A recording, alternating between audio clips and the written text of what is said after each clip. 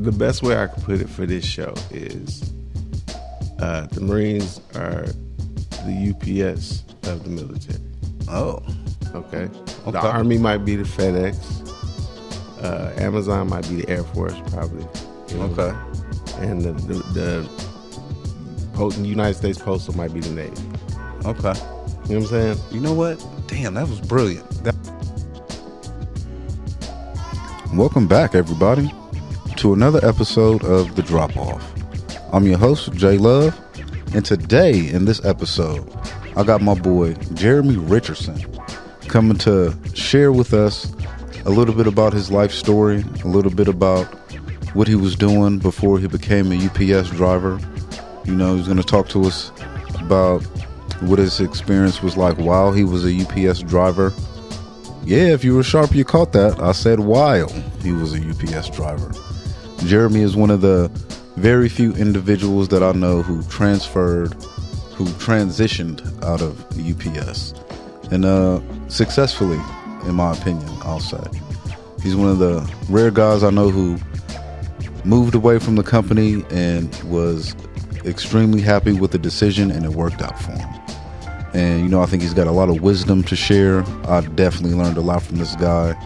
You know, just his life experience has helped me become a smarter person, you know, along with, you know, some other things like a stronger person, you know, a more courageous person. And I think, you know, him sharing a story with you guys I think it'll impact others, man. So, you know, don't let me drag this on too long. I want to get you guys to, you know, hear this dope interview that I just did, man. So, you know, without further ado, man, let's get into it. And by the way, man, you know, if you like the show, please, you know, subscribe to the show. You know, hit the like button, man. Help me get this show out there. So, yeah, man. Hey, thanks for everybody who's supporting the show, man. So, yeah, let's get to it, man. And the drop off. Boom. Turn that on. Boom. Sounds good. You just come up a little bit closer, too. All right, for sure. For sure. All right. Man, Jeremy. Yes, sir. Thank you for coming through, dog. No problem. This is an important moment in time for the pod and for me personally. Everybody, thank you for joining me for another episode of The Drop Off. And today, I got my boy, Jeremy Richardson, a.k.a. Jarreau, here to join me just to bless the show, man. Today is a blessing. Y'all don't even realize what type of blessing this is for me. All right? But let me spare y'all, and let's get to it. So, first question. Who did Jarreau think he was going to be when he grew up? I just like I really thought I was gonna be some kind of entertainer, man. I think like by the time I was about 8 years old, I started. I got my first like recorder from on Christmas and stuff like that, tape recorder. Okay. And the first song I recorded myself singing was "Let Me Love You Down" by Ready for the World. Let me love you down. Yeah. Okay. All right. Everybody, don't judge what I just did right there, okay? I've had like 3 brews today, so I can't sing right now. That's why I didn't even try it. I was just like, but it's funny. Like, it was funny even to hear the tape later on because it's like this 8-year-old talking about really don't matter too much to me. She was just too damn old for me and all this stuff. Like, I didn't even know what I was talking about. Oh, I'm sorry about this. Oh, you all good? You all good? Awful. This never happens. This boy. Man, it's all good. Boy ain't called me yet. Now you're going to call right when I start the podcast. That's great. So who were the musical influences that made you be like, I think I want to sing now? You mentioned Ready for the World, but who else? Yeah, Babyface was huge when it came to as far as like songwriting. Just listening to him made me start actually writing. Okay. And then, you know, also on the rap side, because I used to sing and rap a little bit, was Redman. Like the way Redman used to come with it. Yeah. Being funny and also, you know, saying what he had to say. So I appreciated that and plus his flow and all of that. Okay. All the Superman lover shit, all that. Yeah. Just like, yeah. So, my boys out here, I'm going to ask Jarreau this question, all right? And they already know how I feel. Okay. So, I've been getting killed for like the last month and a half, almost 2 months. Okay. Because I've been, I won't say disrespecting, but I haven't been given, apparently, Jodeci, they proper love in the culture. I mean, you know, the boys been on the phone. They be like, "Hey, J.Love, Jodeci is like, that's like the greatest male group of all time and shit." And I'll be like, they was all right. I'm like, they cool. I'm like, hey, dude, Genuine So Anxious to me kills everything Jodeci ever made. And it's a bunch of dudes like that to me. Usher's Confessions murders anything Jodeci ever did to me. And I have to hear all the time about J.Love, you just young and stupid. You don't know nothing. So I want to get an actual vocalist. I want to get your opinion of them boys. How do you feel about them boys? Are they the greatest, or are you just, they cool? They're definitely not the great. They're not even the greatest in their era. Boys to Men was that. But in Boys to Men, like the thing about everything is you end up having to pick a side, right? Mm-hmm. You know what I'm saying? You can't just like Jagged Edge and 112. You got to like Jagged Edge or 112. Yeah. It's crazy about how people do that. Yeah. You can't like Lil' Kim and Foxy Brown. You got to like Lil' Kim or Foxy Brown. Mm-hmm. So that's how it be. So now I'm, more mature. I don't think that way, but at the time I did. So Boys to Men was the side I was on. And that's where I learned all about like harmony and arrangements and just stuff like that. And so, to me, Jodeci, they were great for what they were, but they wasn't. I automatically lose respect for you as a group if everybody can't sing. I understand that. You know what I'm saying? Everybody got to be able to sing. I get that point. Every one of you has to be able to. You ain't all got to be like wow, incredible singers, but every last one of you should be able to hold it down.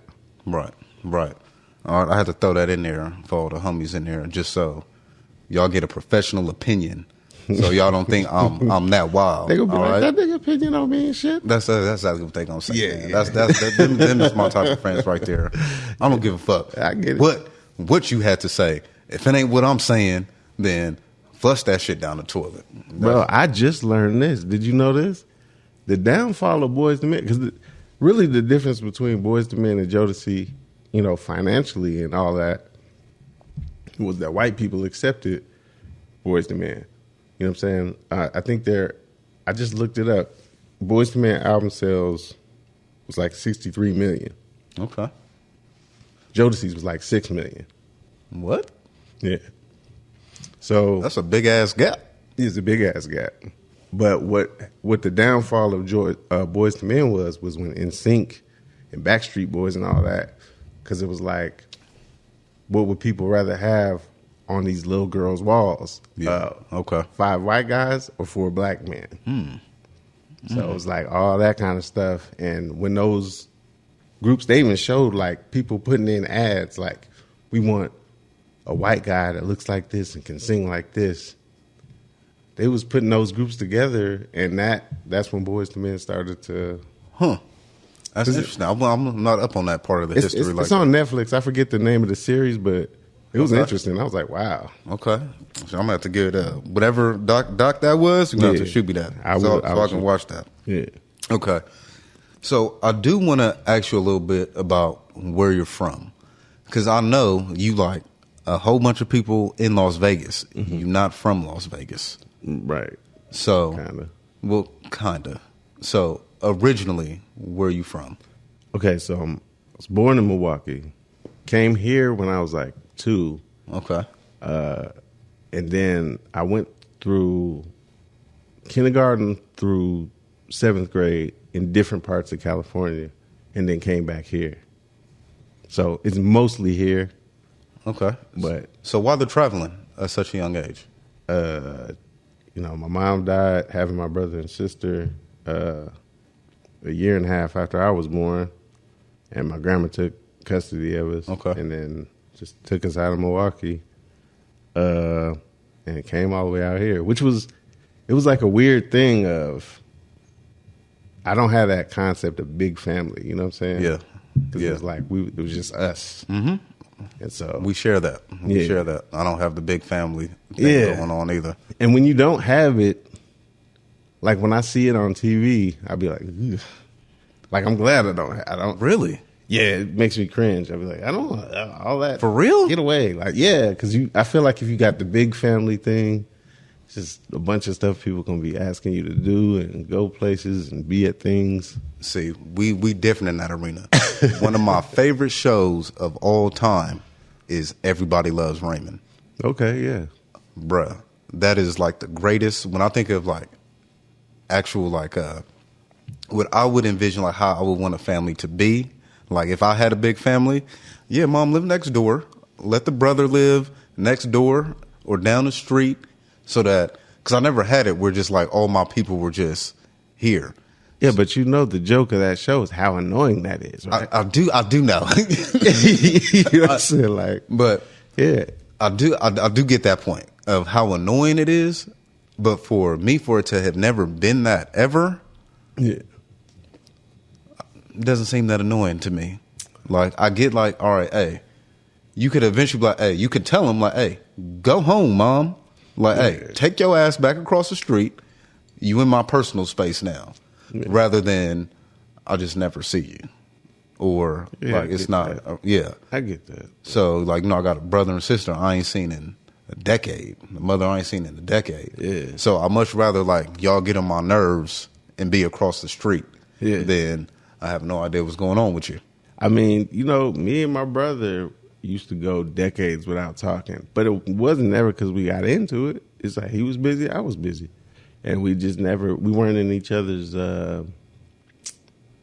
habits. Like we weren't in each other's routine of calling. I don't be calling people anyway. You know what I'm saying? That's why I got one person I call. That's my father. That's the only person I'm on a routine. Yeah, and I got when like friends be like, you don't call. I be like, bro, I don't even call my own brother, and we ain't into it. I just don't be calling people like that. Mm-hmm. But now we talk to each other a lot. We give each other like book recommendations, and we be chopping it up over books and movies. And do you feel that because like maybe that has to do with like getting older a little bit?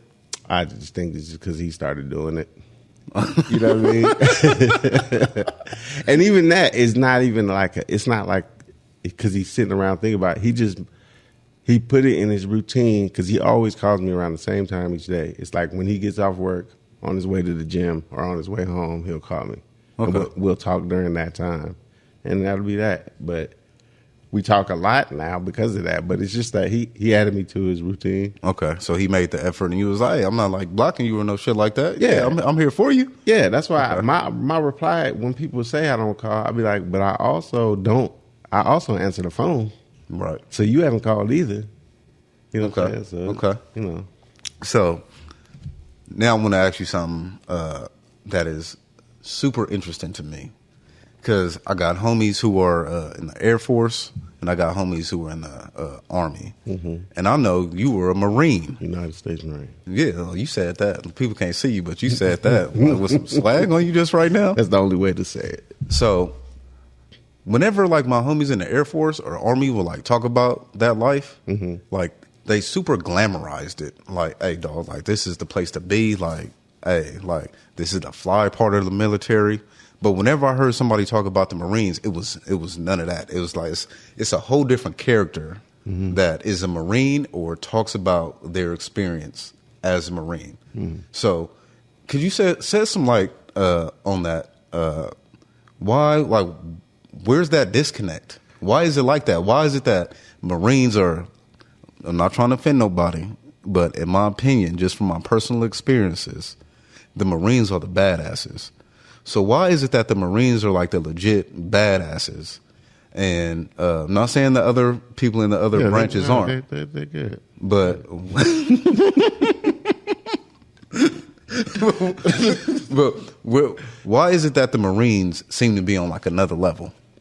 The best way I could put it for this show is the Marines are the UPS of the military. Oh. Okay. The Army might be the FedEx. Amazon might be the Air Force, probably. You know Okay. And the United States Postal might be the Navy. Okay. You know what I'm saying? You know what? Damn, that was brilliant. That was because you know what? Every time, like when somebody asks me, and they be like, they like try to compare the delivery services, I always like end up saying like, I'm like, yeah, it's the same, but it's different. It's different. It's the same, but it's different. So, like, what were some of your experiences in the Marines that, like, could speak to that point of it's different? I mean, even just it's everything about it. It's how the training is harder. You know what I'm saying? Longer. There's way less Marines than there are any other branch, and it's just really, it's not even an opinion. It's a fact, and that's why I don't even be arguing those. When people try to do the back and forth thing, I'll be like, everybody knows. You know, I know. Everybody knows. Everybody knows. Okay. When you say I've been in the military before, people be like, oh.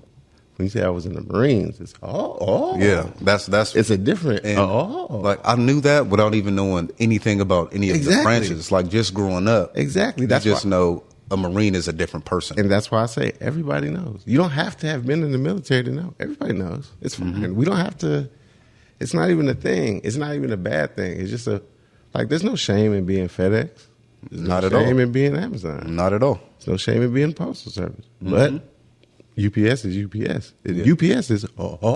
You know what I'm saying? It's like it's the elite of that industry.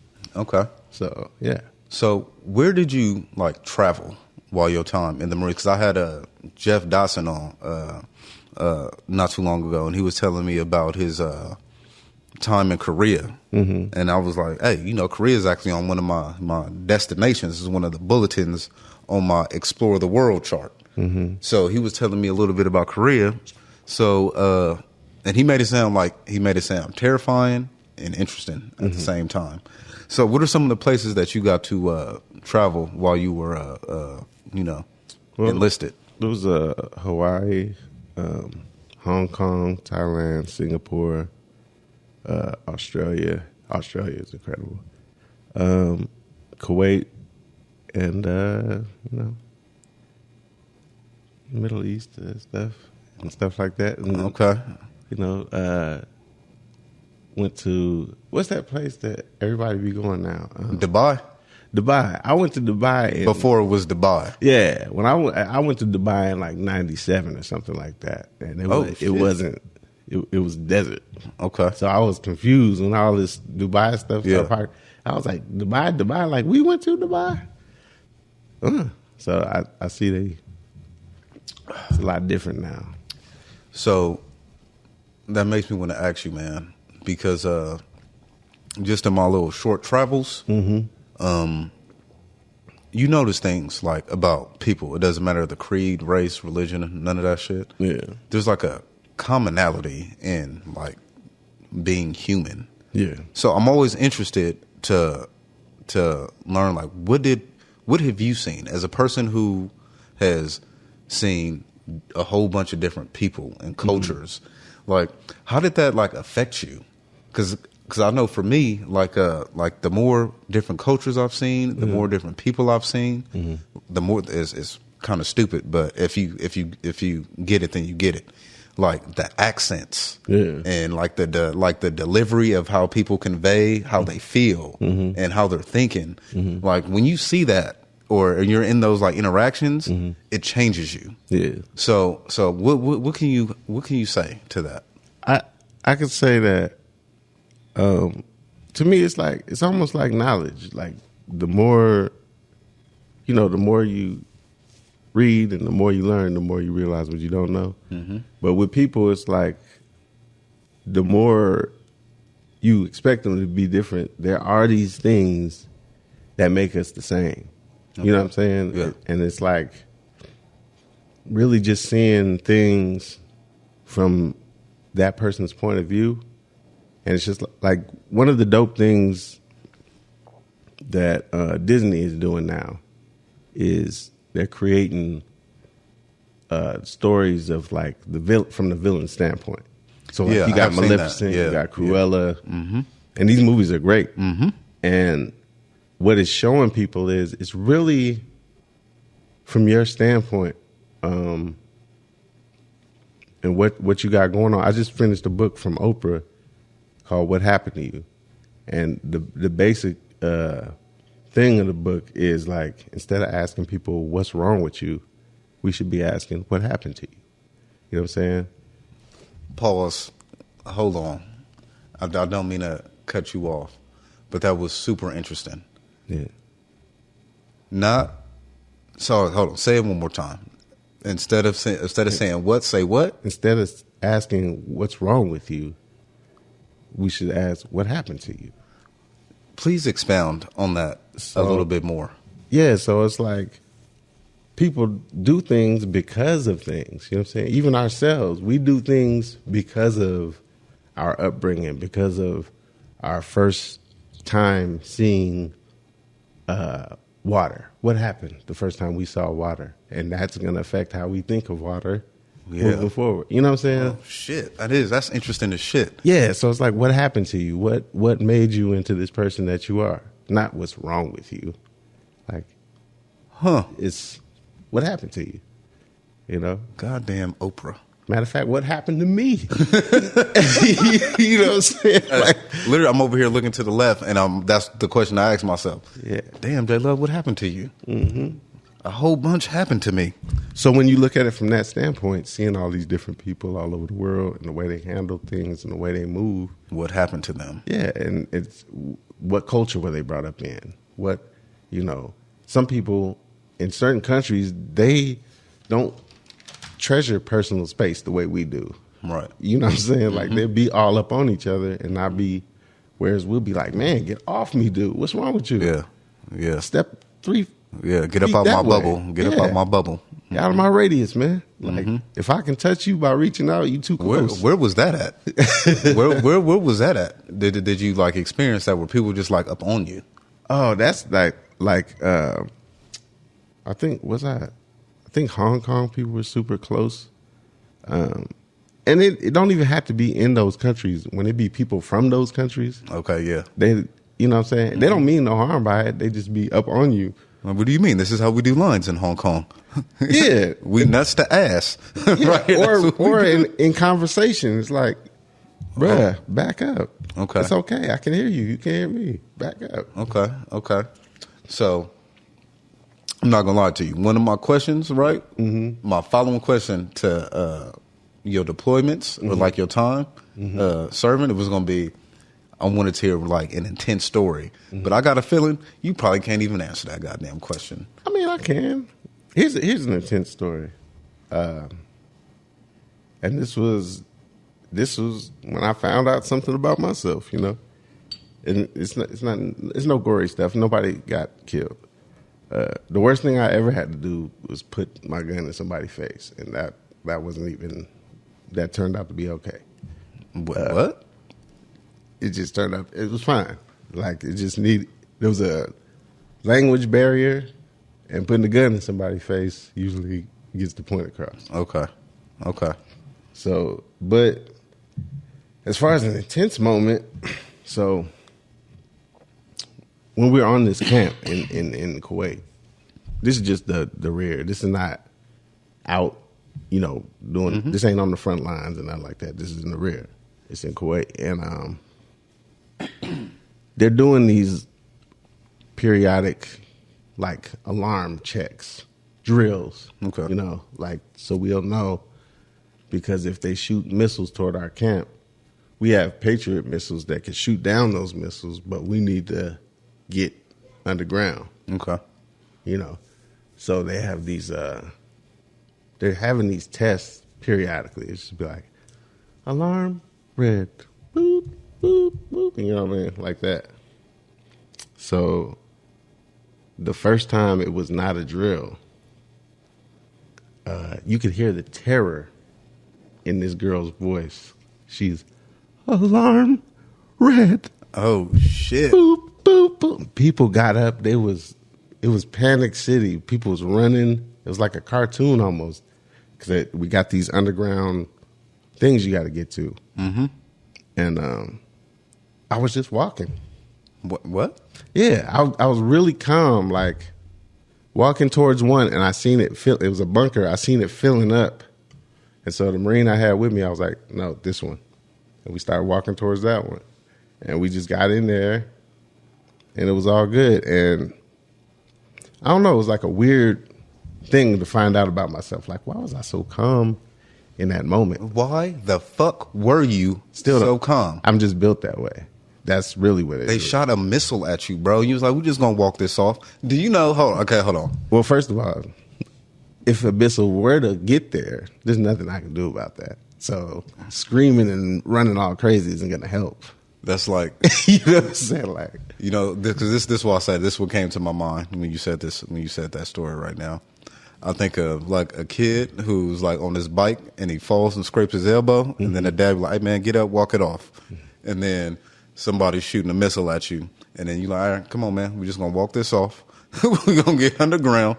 That's whereas if you go, are you okay? No. You know what I'm saying? Yeah. Now it's crying and it's all that. Yeah, it's just one of those things where in real time, I just was how I was, but after the fact, I did have to ask myself, yo, what the fuck? Yeah. Why are you so calm? Mm-hmm. The same thing you just said. When they shoot a goddamn missile at us, and I don't know, it's the first time, even the lady on the thing is terrified, and you just walk over all casual. What the fuck's wrong with you? Ooh. And it wasn't like I have a death wish. It's not like I think I'm super tough. Like I think I would have survived. Like I can, it's none of that. It's just, I don't think that flipping out is going to help. No, and this is okay. For one, there's two parts to it. The first part is what you mean you walked it off, and then the second part when you gave that explanation, like, yo, what's gonna happen is what's gonna happen. There's nothing I can do about it, and like the calmness in that moment. Those are two such extremes. And then the fact that you were in the one extreme, because both extremes would say something about a person, right? And for you to be on the extreme of the most calm, that had to have been like a super introspective moment. Like afterwards, you like, I'm a different kind of individual. And let me tell you how it served me later. When I first started driving, I was I don't remember the name of the dude that was center manager, but I was going out in the truck. This is before Ed. So whatever was in your truck was just in your truck. You had to know what was in there. Mm-hmm. And I was going out with like 200 stops every day and bringing back like 100. Damn. Yeah. And it was like they would tell me to go to the meet point and give them some, and they would help me to get done. It was like Al. I think it was, what's the little short, buff dude? The dude you said use his jumper. Ed Sutton? Yeah. Yep. I think it was him, Al, and like a couple other people or whatever. And they was just like, man, ain't nobody gonna get that shit done. This shit's not gonna get done. That shit's impossible. And before that, I was kind of stressing, like, damn, I'm fucking up. I suck. Like, I can't get this job done. I'm gonna lose this job. Like, I suck. I'm not good at it. But once Al told me that, I was like, oh, well, okay. Yeah. And then after that, you know, when we started working together and stuff, he was telling me how that moment always tripped him out about how I would be so calm in those moments. But it was like, bro, once you told me, once I realized I didn't suck, it was just a sucky situation. Mm-hmm. Okay. Well, it's just a sucky situation then. Okay. You're the master at this because you just led us into the transition. Remarkable. So, so for y'all that picked up on what he said right now, he just said he was driving before he was driving when the routes were on paper. They weren't on paper yet. We had diet boards, but it wasn't no Ed. It was like you had to scan it and put it into the board. That's where we was at with it. That was way before me, dog. That was. But I'm saying it wasn't quite to write it down. It was Okay. it was the same. It was like a diet. They weren't the same ones. They were bigger and square. You've seen them. Yeah, I do know those boards, Yeah. but I didn't know how the fuck they worked. So you scan the package, and then you would type in the address. And then we got to the point where you scanned the package, and the address came up on its own. And then we got to the point where it told you ahead of time what was in it. That's where then we came up with it. Okay, so this is what I meant when I said the routes were on paper. I'm assuming that like y'all would have a list of all the stops that y'all had, and then you would like go find it and then scan it and then put the address in the board. You know what? I honestly don't remember how the fuck we did That's that how shit much now. of an OG you are, dog. Well, but I'm just saying I don't remember how much. Son of a I don't bitch. remember how much. I don't know how we did that shit. Now that because you get spoiled quick.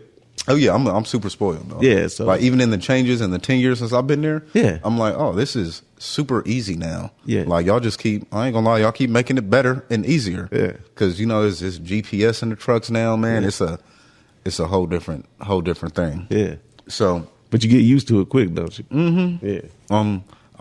I hate it because the new boards are like phones. They're just like long phones. Mm-hmm. And at first I was like, I hate this shit. But after it's been like 2 months now, I'm like, this is the greatest shit ever. Right. Why didn't y'all do this way before?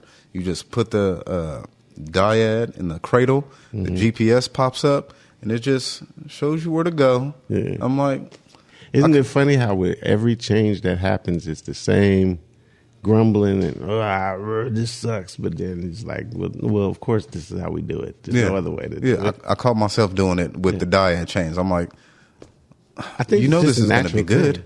I think it's a natural thing. Yeah. Yeah. Okay. Well, that makes me feel a little bit better.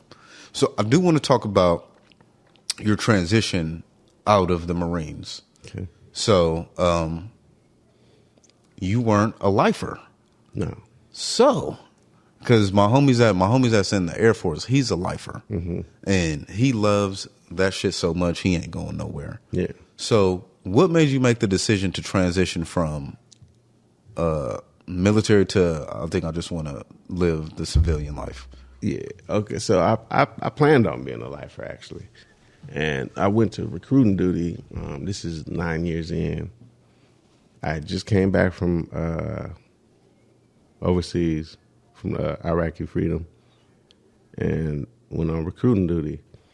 And when I went to recruiting school, top of the class, all that, like I had always done, and they sent me to New Jersey. And just ended up working with a bad person. Okay. And I was like, yeah, nah. Yeah, it's crazy how that bad people, man, like having the terrible coworkers, Yeah. can change a person's trajectory in life. Yeah, and plus if you think about what I was dealing with, and of course at the time, I wasn't into like psychological things and all of that, because it was, I was big heavy in the church, so everything was as simple as Jesus and whatever, you know what I'm saying? Okay. But what was really going on was right before I went to Iraqi freedom, my son was just born. But right before he was born, I had lost a child. Oh. And she had died in my arms and everything when she was born. And so after that, it was like, you're in a fog. Yeah. With I can imagine. depression. I can imagine, but yeah, just depression will hit you. And so you go from that to war, not knowing if you're ever going to come back. I left on my oldest son's birthday, just a lot going on. Come back from war, only to be sent on recruiting duty, which is considered one of the hardest duties in the Marine Corps. And to get lined up with this guy that's like not a good guy, a real piece of shit. You know what I'm saying? And I just couldn't I have my things, man. It's just like It's time to make a change. well, I just won't have certain things. You know what I'm saying? Like if I can let it go in that minute, I can let it go. But that's it. Yeah. You know what I'm saying? Yeah. Like I feel can't you. it not to be that way, but it was very similar circumstances to when I left UPS. It was almost like identical. Okay. To where it was like somebody was fucking with me. It's like I'm gonna either walk away or you not ever gonna walk away. Yeah. So All it's right. like And that's I think I've seen you mad one time.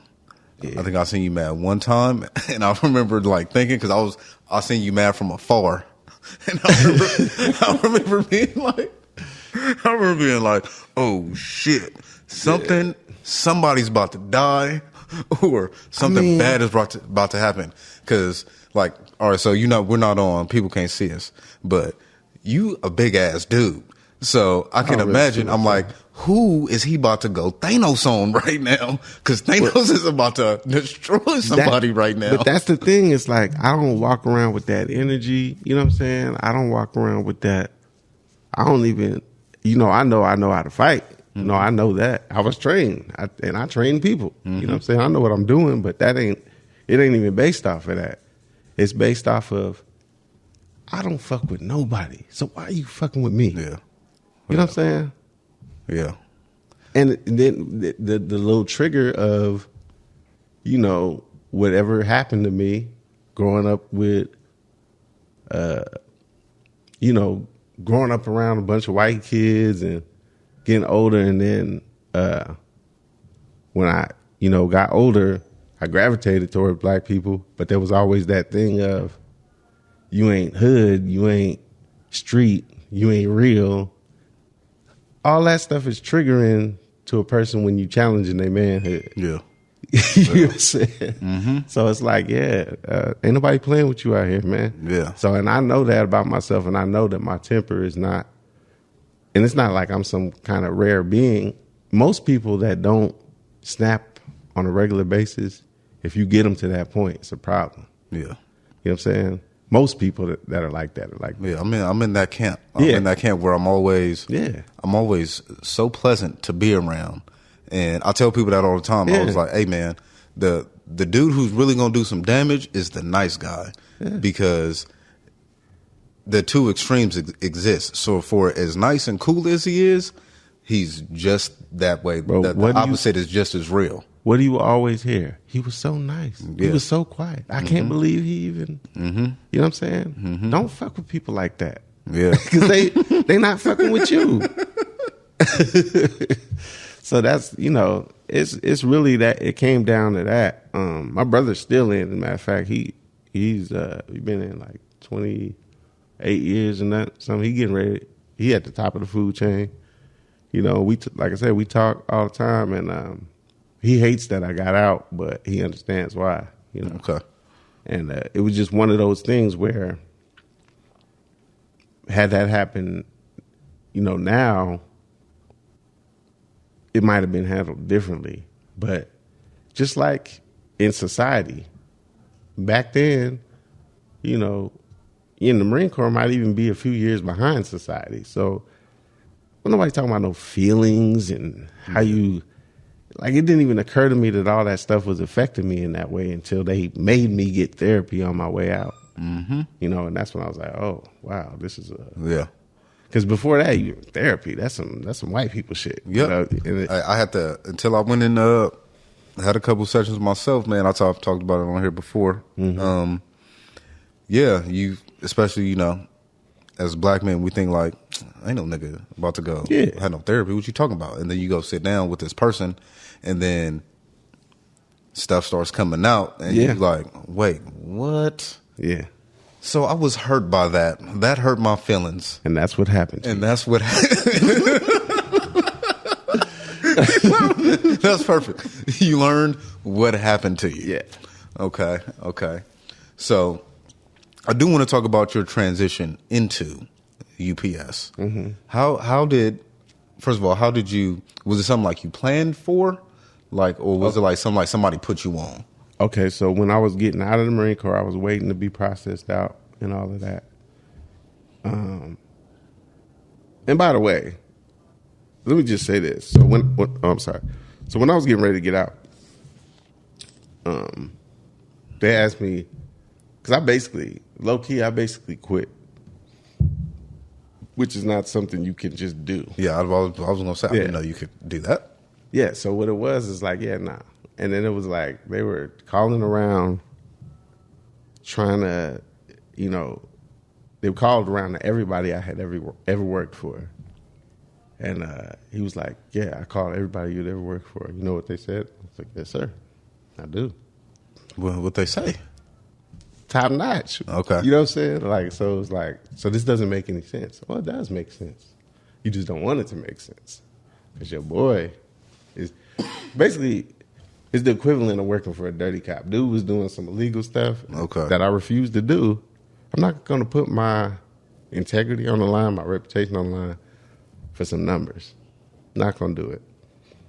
And so even when I got out, the sergeant major called me and was like, yeah, he got busted doing this, that, and the other. Dude ended up hanging himself. Oh, shit. Yeah. And then he was like, we apologize, this, that, and the other. Well, I was like, well, I'm out now, so it really don't matter. I want to take it back right now. I've been calling Al the Dos Equis man, the most interesting man alive. He is, though. I'm sorry, Al. He is not. He is. I think, hey man, you got like your first real challenger, man.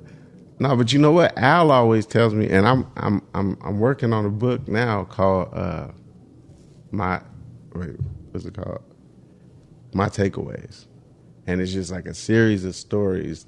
Not in chronological orders, but just stories that's happened in my life and what I took away from those stories. Okay.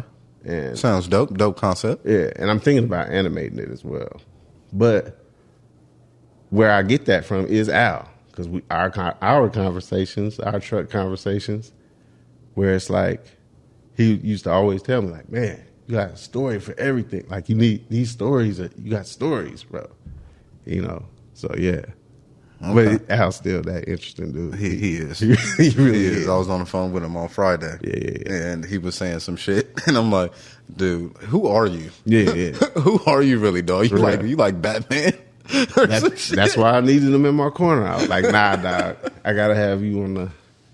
You gotta help me with this. That is like Al is legit like fucking Batman, and then Mike Smith is like fucking Superman or Cyborg or some shit. Okay.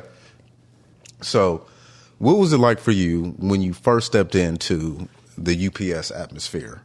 How was that for you? Okay, so I'm sorry that I sidetracked this. That's where I was going with that. Was that I was waiting to get processed out, and UPS dude, was delivering, every day or whatever. And as I was sitting in the office, I was like, I said, hey man, what's what's that like? Give me the rundown. He gave me the Monday through Friday, what they was making an hour at the time, all that. I was like, that sounds like bet right there. Mm-hmm. That sounds like the move. So when I got out, we came back here. I was married at the time. Came back here, and I want to say what happened was, okay, so this is a crazy story. Now let's get into it. Right. So what happened was I kept asking. I would see UPS drivers, and people would do it to me all the time too. Once I became a driver, but, people be asking like, "How you get on? How you get on? Yep. How you get on?" So I got enough information somehow to know when there was going to be an orientation. Okay, it was at the South Building. And I just showed up to that motherfucker. And nobody called you? 4 a.m. I just knew it was going to be 4 a.m. at the South Building. I showed up to that motherfucker, right? Name not on the list, none of that. The only reason... they didn't stop you at the guard shack? No, LaToya let me in. The only reason this is LaToya Dupree. Hey, y'all got an orientation. Let me in here. Look, the only reason she let me stay was because she said I had reminded her of her brother that had just passed. That's it. Shit. That's the only reason I got to stay. I wasn't on no list. I just showed up. And then I filled out the application, with everybody else, did all that, and then about 2 weeks later, I was on, and then about 8 months in, I started driving. That was it. Bruh, listen, so I was showing up to the guard shack like once, twice a week, and was calling Latoya like, hey, y'all ready or what? And then I was like telling her like, listen, you have to come down here to see my face to tell me to go home, because I'm gonna be here until somebody comes down here and is like, nah, you can't come in here today. Yeah. So the fact that you just found out it was orientation today, I don't remember how I found out. And I'm gonna just show up, and it was at 4 a.m. too. Whew. I was in that mud. Okay. So while you were here, like, what was your experience like, man, as a UPS driver? A lot of everything, man.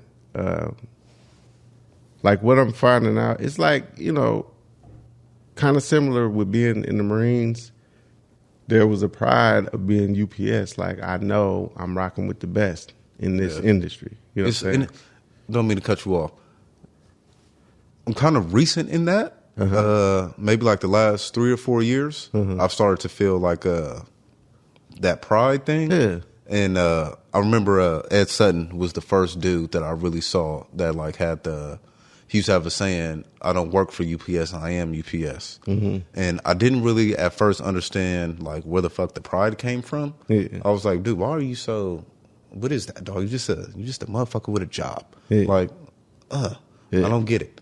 And then after, you know, a decade later, I'm like, okay, I understand what you mean, because like, you know, the dedication, the trials and tribulations that you go through to do your time there. Yeah. It's you know, you start having pride in yourself that, listen, I'm showing up to this motherfucker every day.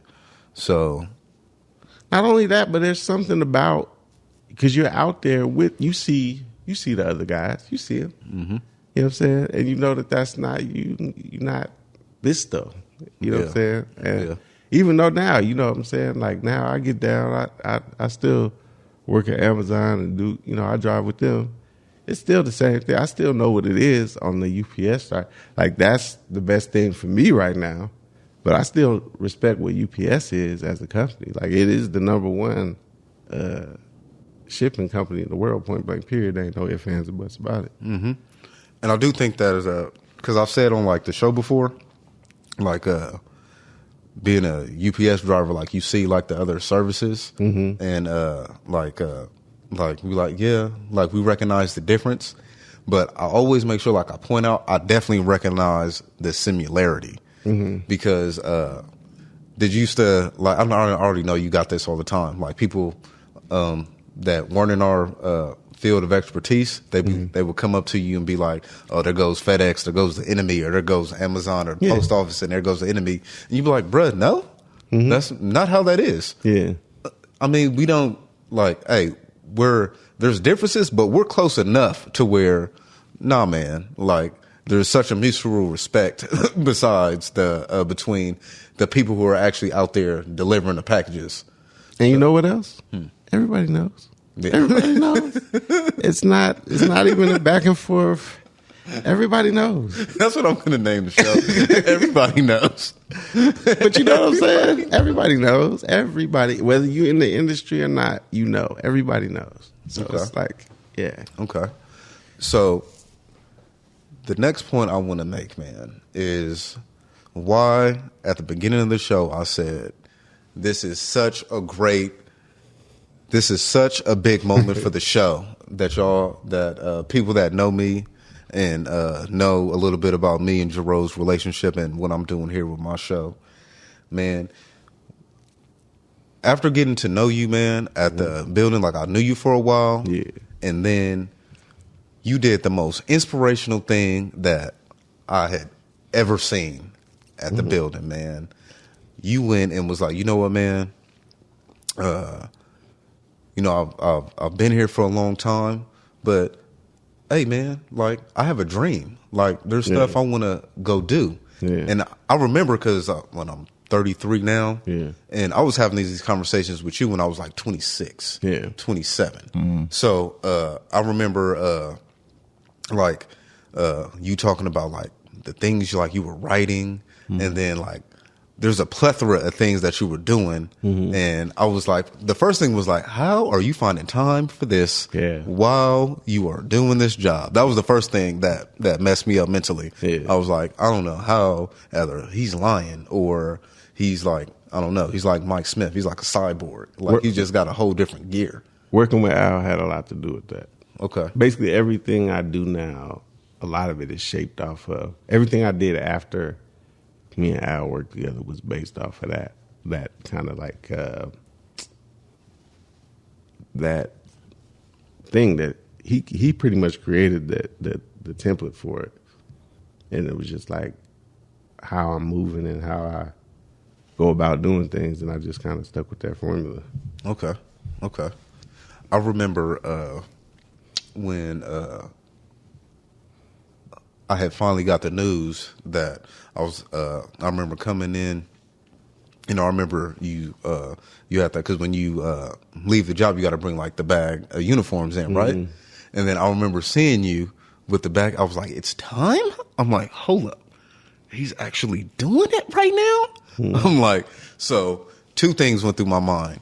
The first one was, it was weird because it was like a fear or angst, like, oh my God, like, it's like in the 300 when Leonidas goes off into the Agoge. Yeah. I was like, oh shit, my boy's about to just go off into the Agoge. And then the other part was like a super humbling, like fascination and like being hit with like an inspiration and like a,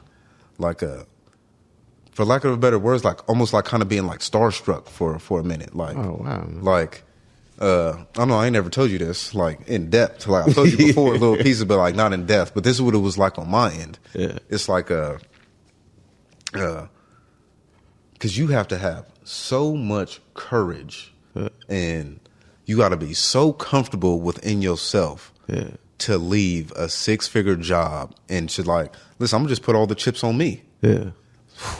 Whoa. So I'm just in a position where because, I'm young still. So I'm like, whoa, what is happening right now? And then, you get a little excited. You like, oh man, I want my boy to just like, let's go. Well, I mean, there's multiple angles to it. You know what I'm saying? And it's like, it all had to happen the way it did, So first, like, the seed was planted of, well, like I said, I always envision myself being an entertainer. You know what I'm saying? And I just always was able to be an entertainer, like get on stage. I don't have that stage fright and all that stuff, and it serves me well in comedy. But what happened with me in the Marine Corps served me well in this situation, because here I am in another situation where I'm walking away from the best in the industry, a comfortable life. I was getting the same questions walking out of UPS that I was getting walking out of Marine. What are you going to do? Where are you going to go? Yeah. What's better than this right here? And it's just like, I'm not dumb and I'm not lazy. Yeah. I'll figure it out. Yeah. You know what I'm saying? Also, I think a person would have had to have known you already to really understand what that means, what you just said right now.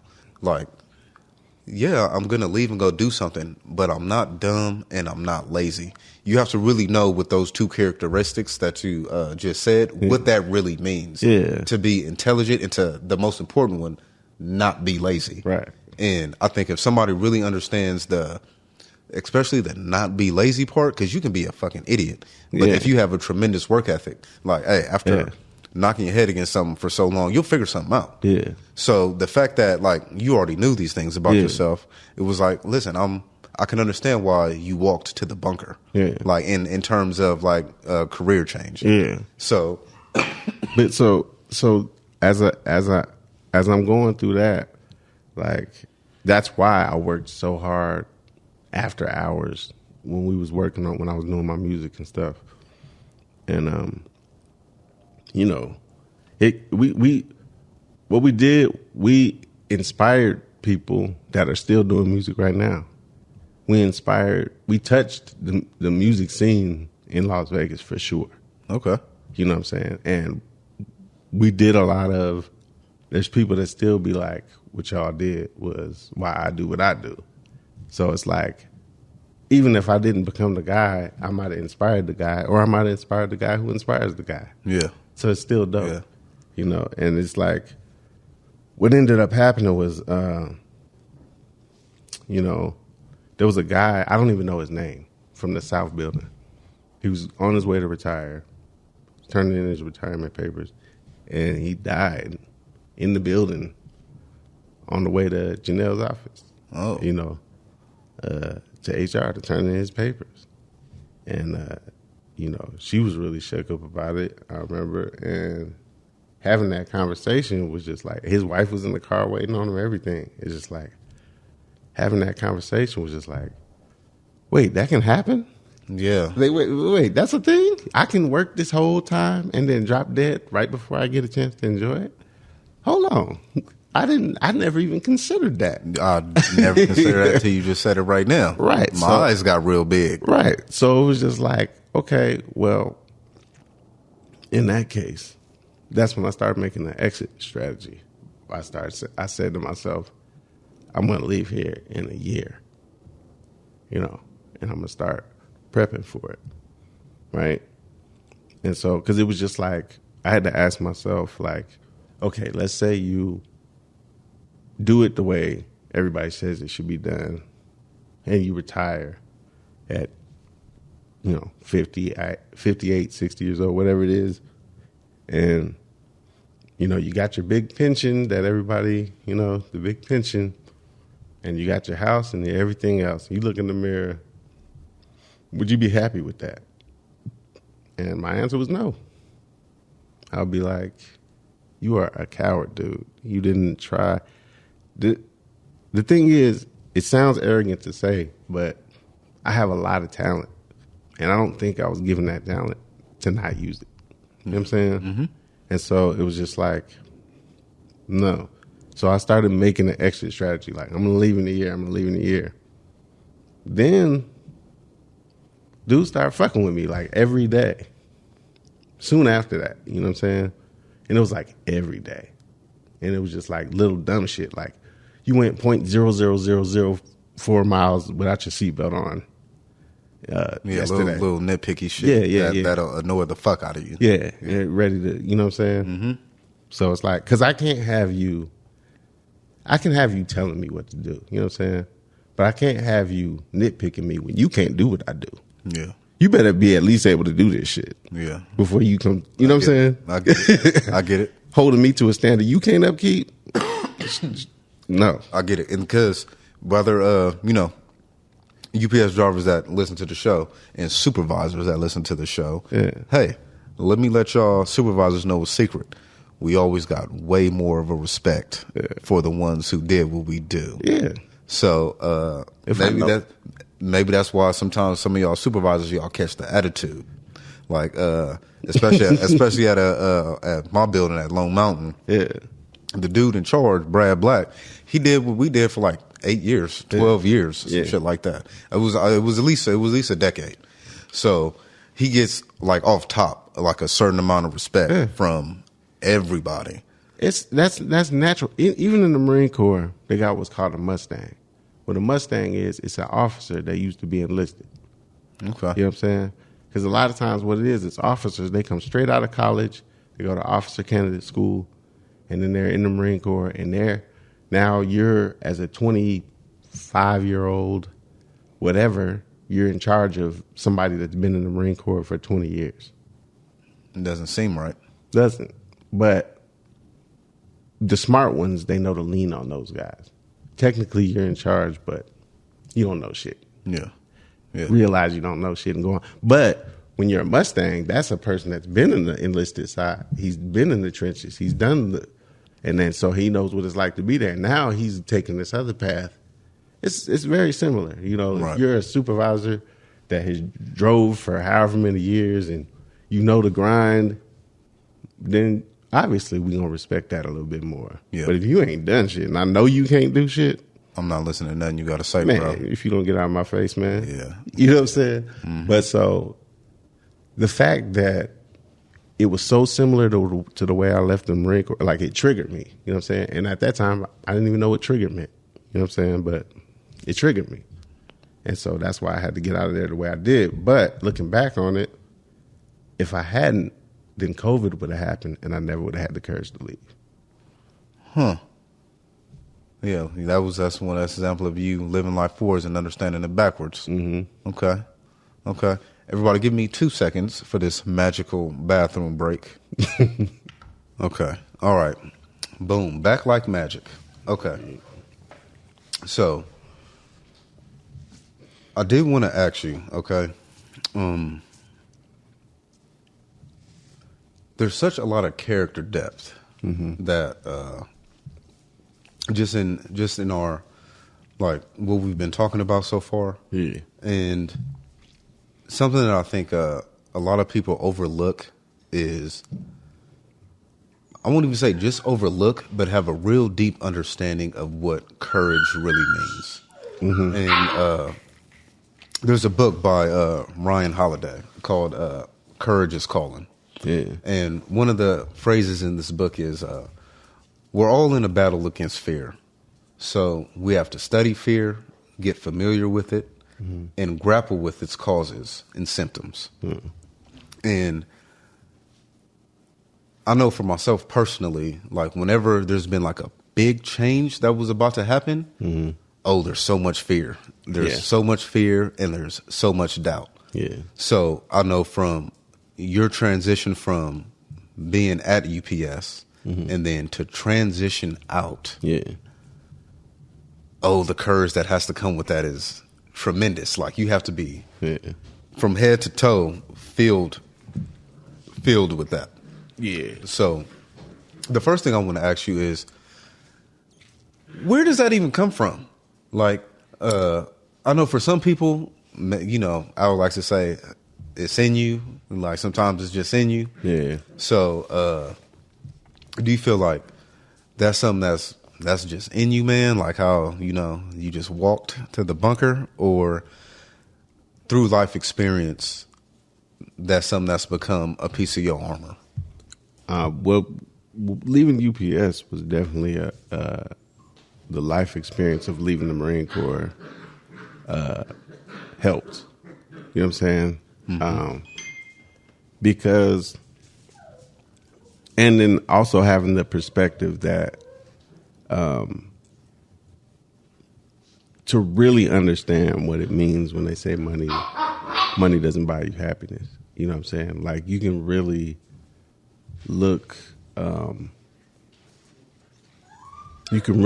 at it in a way where it's just like, it's not that I'm not trying to make money. It's not that I'm in a delusional state of mind where I think I don't need money. Of course I do. Everybody does, right? But Yep. But you can get trapped by money too.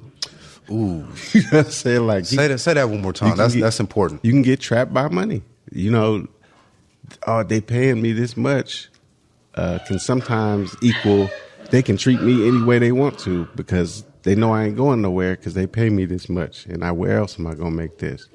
That is extremely wise. I have, you know, a lot of times, because in my generation of driver, you know, I got a couple of homies that always, like, when we talk about like our plans, like what we're trying to do, there's some that are on the team of, man, I'm about to ride out this 30. Yeah. I'm you know, make sure I want to get to the place to where I get my pension. Yeah. And y'all forgive my dogs, they rowdy. Since the last time y'all heard me, they are a week older. So now they're more alive and kicking around. So y'all please forgive them. They about to be going soon, I promise. One of them getting their ass whooped. That's what the problem is. Yeah, that for sure. Getting stomped on for sure. Yeah, get his ass whooped. But they're going back. Yeah, I know. It's a whole nature show. It's the whole Discovery Channel. Okay? Yeah, I be watching all that stuff. So, yeah, like I was saying, some of my homies are like, yeah, I want to stay till I can get my pension. I want to make sure I want to stay my full 30. Yeah. And then I also hear I got a 10-year plan. I got a 15-year plan. I want to stay just as long as I want to, whatever the year number is. I just want to stay till this amount of time. Yeah. And at first, man, I used to be like, you're stupid. Right. Just being honest. Right. Like the first thing that would come to my mind, like, you're a fucking idiot. And as I've gotten older, man, they might be brilliant. Yeah. They might have, how you said, maybe they've been aware of the money trap since the beginning. Yeah. Because I've definitely seen how just having conversations with people at the building, especially the super vet dudes. Yeah. Y'all hold on 1 second. All right, boom. My bad, y'all. Had to do some dog duty. Okay. Back to my point. They might be brilliant because they might have seen the money trap from the beginning. Yeah. Because the more I talk to, drivers that are about to retire and about to get up out of here, I hear this a lot. I could have retired 4 or 5 years ago, but I can't because I'm so used to what I've been getting and I'm not ready to stop getting this yet. Right. So I see how the money can keep you from going to really live. Right. I've seen that. Well, I mean, and there's different ways around it. Like Al's way around the money trap is he lives off of what he's gonna be living off of already. So when that day comes, it's not gonna be, you know what I'm saying? Like he's made provisions and saved and did the right things to do that. And that's also a way out of the money trap. But it, like with me, it was just like, it was a simple thing of mainly wanting to do what I want to do. Like we see so many people now that are their own bosses because they were able to get people to pay attention to a thing that they're able to do. You know what I'm saying? And so it's like, all right, if I could just say one more thing about the courage of leaving. It's not a thing. When I left, it wasn't a thing like, this job is stupid and nobody should do it. You know what I'm saying? It wasn't like that. It was like peace with, okay, if I made half the money I make here by doing what I want to do, that's successful. Do I consider that a win? And the answer was yes. So it was just like, there's a lot of people, even when I was getting out of the Marine Corps, there was a lot of people asking me, how'd you do this with us? And my thought was always to say, like, I wouldn't recommend it. Like, don't follow my path. I'm just doing what I need to do. You know what I'm saying? And that's where it's not a thing of like, who's coming with me? You know what I'm saying? It wasn't like that. It was just like, I got some things I want to accomplish, and I cannot accomplish them here. Right. And one of the, I think one of the tools that has always, before I even read this book, like every time I was scared to do something, I always noticed how, like, when I really sat back and thought about it, fear was like having the thought of it was unnecessary. Yeah. Like when I say unnecessary, not saying like fear, because fear is a natural instinct, but I mean fearing the things that you fear sometimes is illogical. Yeah. And one of the another quote from this book is, defeat fear with logic. How do you use logic to defeat fear? Like, nope, I messed that up. I'm going to squash that. Okay. So he said, how you defeat fear is you defeat fear with logic. Right.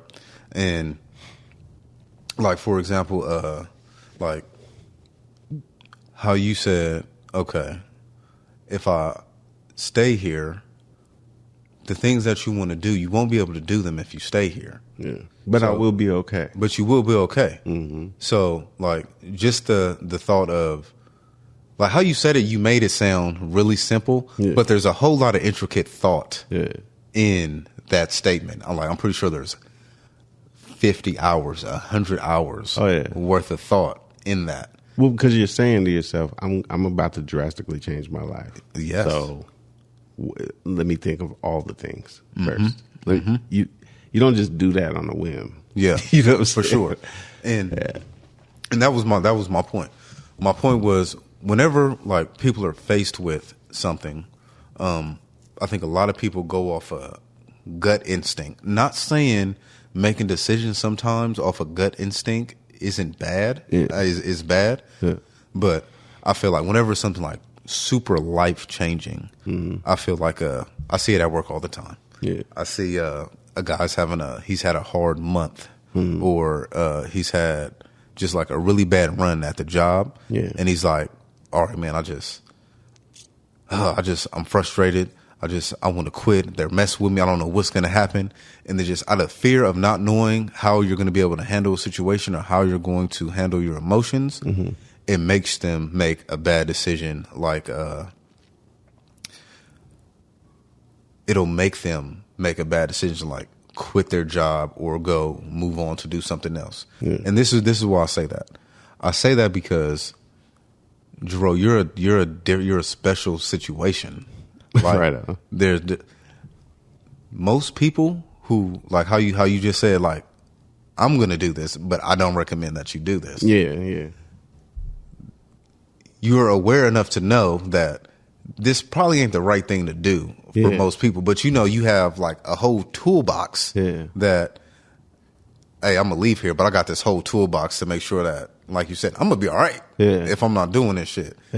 There's some people though that that, hey, bro, all you got in there is a screwdriver. You don't got a saw. You don't got the correct nuts and bolts. Like, you missing washers.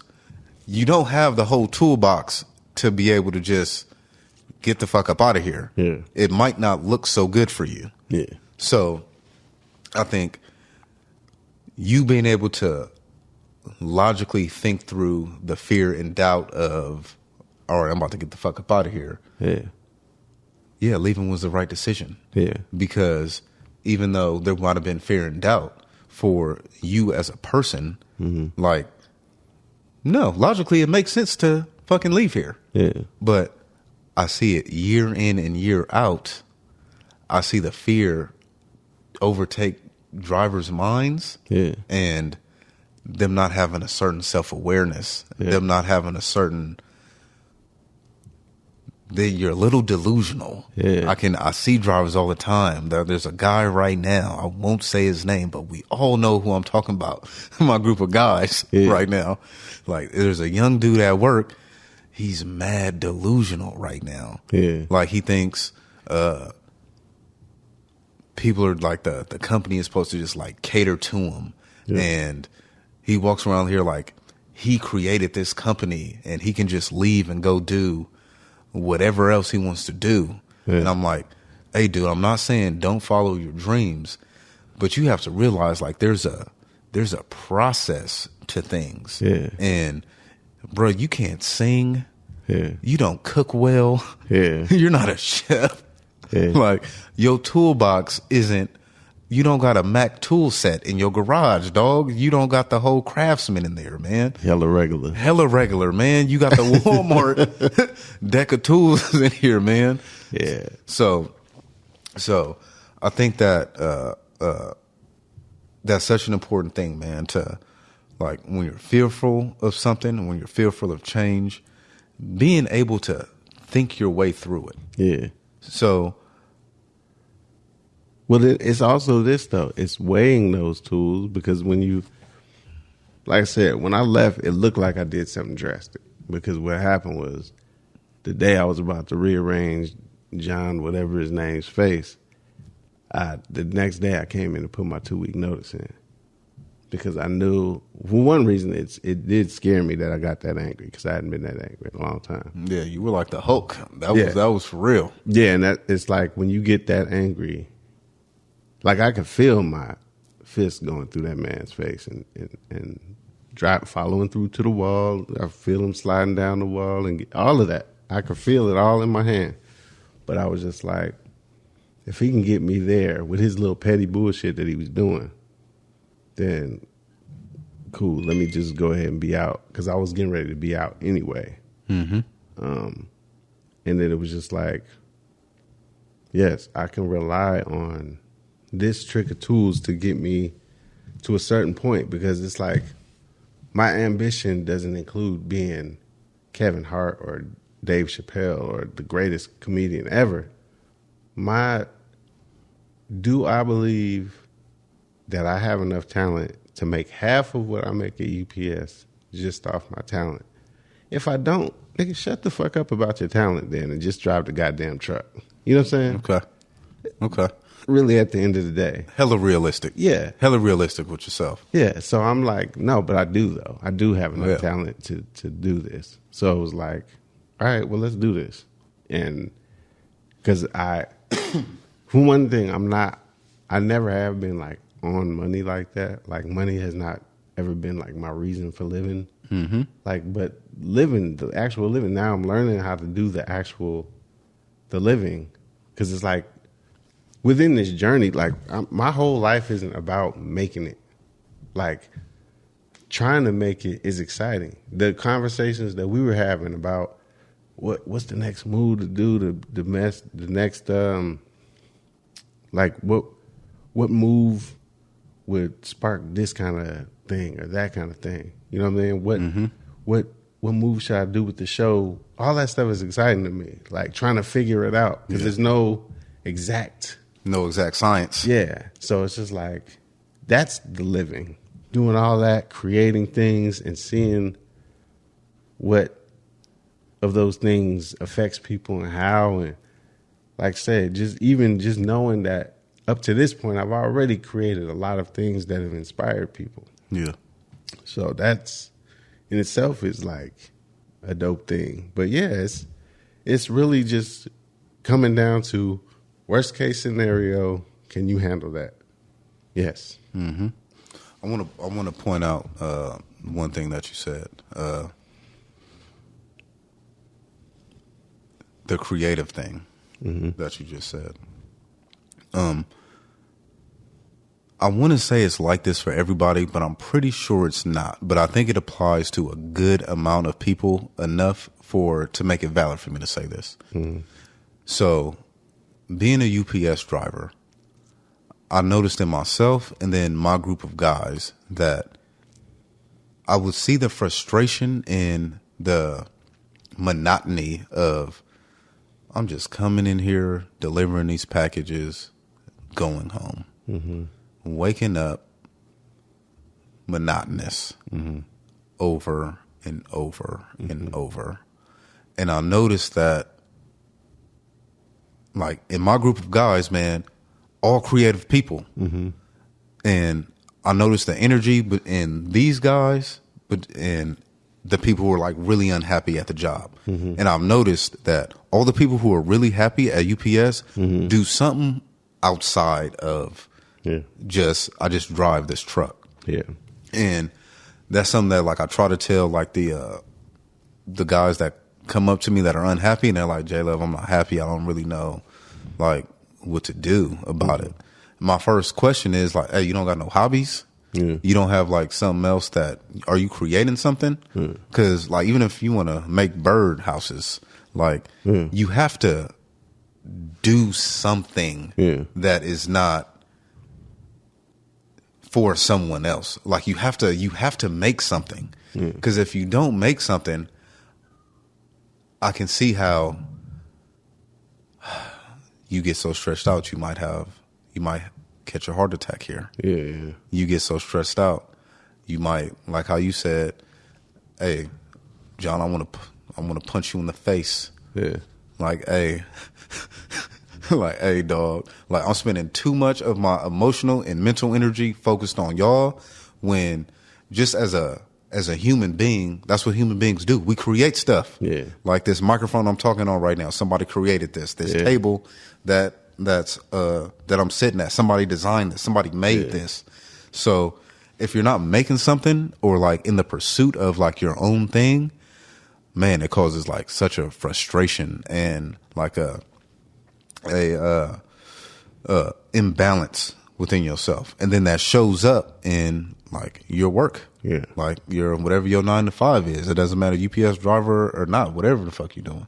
Yeah. If you're not creating something, man, you're causing turmoil within yourself. It makes your time at your job like a bid, like a prison sentence. Yeah, I heard old dude. It's this dude I be watching on YouTube. I don't know why I be watching prison. The dudes talk about prison and shit. I ain't never been, but some of the stories be so fascinating to me. I'd be like, oh my god, when's the next video coming out, dog? Yeah. So this dude, he was in prison, and he was talking about the guards. He was like, yeah, I'm here in this cell. I was here in this cell for 25 years, but I seen the same guards for 25 years. Yeah. They did a bid in here with me. Mm-hmm. So it's like, and he was like, people don't think of because he was talking about people being unhappy. Yeah. And he was like, it took for me to get out to be like, man, I can't just be somebody who, not saying it's bad to like have a regular job, but you got to realize what you're doing. Like whatever you're dedicating time here. You're dedicating so much. So dudes that have been UPS drivers for 30 years, they did a bid here. Yeah. Like you gave up almost half your life, man. Yeah. Because a lot of people are dying now like 65. Yeah. So you legit, dude, did like half your life here, man. Yeah. That's crazy. But that's what's dope about a show like this, because what happens is like if that as self-serving as it sounds, that probably could be some of your best advice you could give to young drivers. Listen to the drop-off, because what you're doing, and you're asking, professional drivers that been doing it for a minute, where did you see yourself in the beginning? Like, and you're going over the journey. Everybody has a different journey of how they got here, and it can give them, without saying, because that's how it happened for me, without saying, hey, you need to be doing this thing. Just listening to a bunch of people that figured out their thing will make you actually start thinking about your thing. Yeah.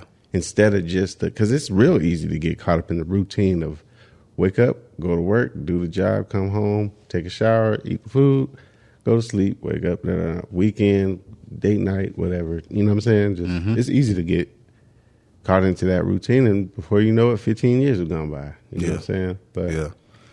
So so it's just like listen to a bunch of people tell you, a bunch of people that's doing what they're doing, and hearing them say, oh, well, this was my journey, but this is what I do when I'm off. This is what I do.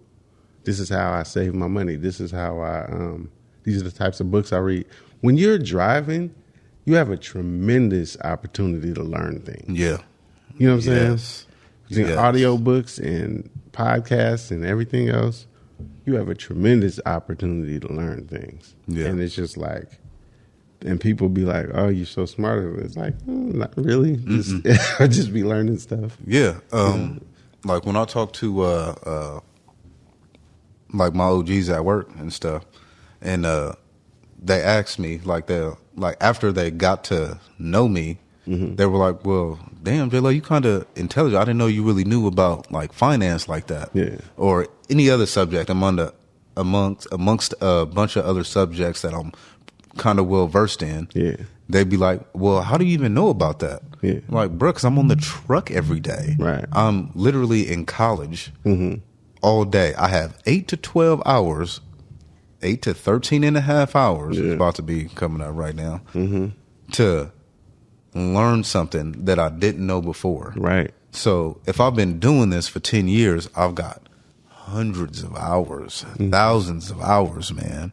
And then that don't even count the time that you, let's say you recommended that book to Al or vice versa. The time that y'all spend talking about that book, then you get a whole nother thing that you didn't even get for the book. Oh, that's what you took from it? Yeah. Oh. You know what I'm saying? And now you're just getting all this knowledge and you're soaking it in. Yeah, man, it's a huge opportunity to do that with that job. Right. So I want to ask you now, because obstacles and the things we fear show us things about ourselves.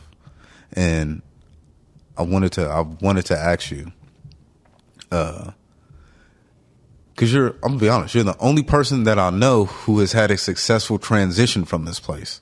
Oh, I mean, I'm still doing. I'm doing all right, but I'm not like killing the game or nothing. I'm getting to where I'm going. So this is what I mean when I say successful, like how you said, the money thing. It has nothing to do with the money thing. Mm-mm. It has everything to do with you're the only person that I know who has left here and has been happy. Oh yeah, that part. Yeah, that's what I mean. For sure. I can name like 4 dudes that I know that have left here on drugs. Yeah. I can name another 2 or 3 people who have left here.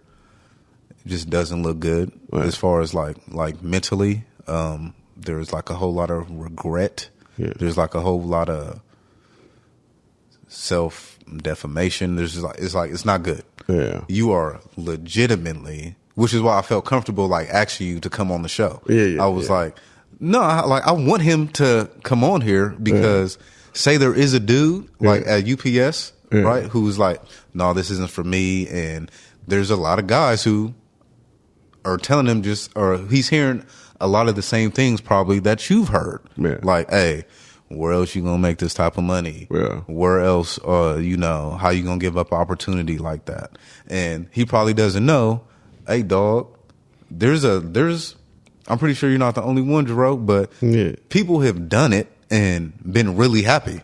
Yeah. So that's why I thought it would be like a cool concept and a cool idea. Like, hey, I know one of them guys. Yeah. I know somebody who's dipped out and is on. The first guy I seen do it was Kenny Banks. I used to load his truck. I think he was the first person whose truck I used to load when I started working there. And he left and he started his own, I think it was a carpet cleaning business. Okay. And so I had seen him years later. I just so happened to, where we was living, he was in the house. Like, you know how you look out your backyard and the other backyard is facing your backyard? Yep. And you on the balcony. Mm-hmm. He was on the balcony, like right across from me. Oh. Like Kenny Banks. You know what I'm saying? But he was just so, it's not a happy as of like meaning you smiling all the time and you're laughing all the time or whatever. It's more so like the stress levels have gone down. I've, took the time to actually learn about myself, my flaws, my just my mental state of well-being. Like, I'll give you an example if you want to hear one. Yeah, for sure. So, and I'm sure it'll help somebody. Man, it's so when I was I just recently went to Disneyland with my brother and sister. And on our way back, we stopped at West Covina, where we used to live there when I was like 7, 8, and 9, right? But when I was 9 years old, I played baseball. And I was pretty good. And there was a doubleheader that we had to go to define if we went to the playoffs or not. And the same day of that doubleheader, my grandmother was like, well, you can go to your stupid baseball game. We're going to Disneyland. So you go one or the other, right? So I chose to go to Disneyland because I didn't want my brother and sister to be like, we went to Disneyland and, all that whole thing. So they won one game and they lost the other one, so we didn't get to go to the playoffs. And I remember turning in my uniform. The coach wouldn't even look at me. He was so disgusted that I didn't show up. And so it was like, I took that in, not realizing it. And years later, I just realized this one, I want to say like a year ago. But it was just like, no, it wasn't even a year ago. It was when we came back from Disneyland. We stopped there and I looked at that baseball field. And I realized, oh shit, there's a thing I do, what would do. And it was like, if I let somebody down, I would ghost. I would disappear off the face of the earth. And it was just because I didn't want to see that look of disappointment because I let dude's face. And I did that my whole life, not realizing what happened to me. And so that was like little things like that help you get stronger and help you learn how to move. They help you learn who you are. And it's just like, it's hard to do that when you're in such a routine. Yeah. But you can do it when you're in a routine too. You just got to be aware of it. And it's just like what we're saying with the reading and the learning. If you're aware that you can do that, if you're aware that you could be learning stuff every day and you could take advantage of, I want to learn a new language. I want to, whatever. That job, the way that job is set up, once you get good at it, it's like you're able to do that. You kind of get on an autopilot. Yeah. And you can learn so many, it's endless. Mm-hmm.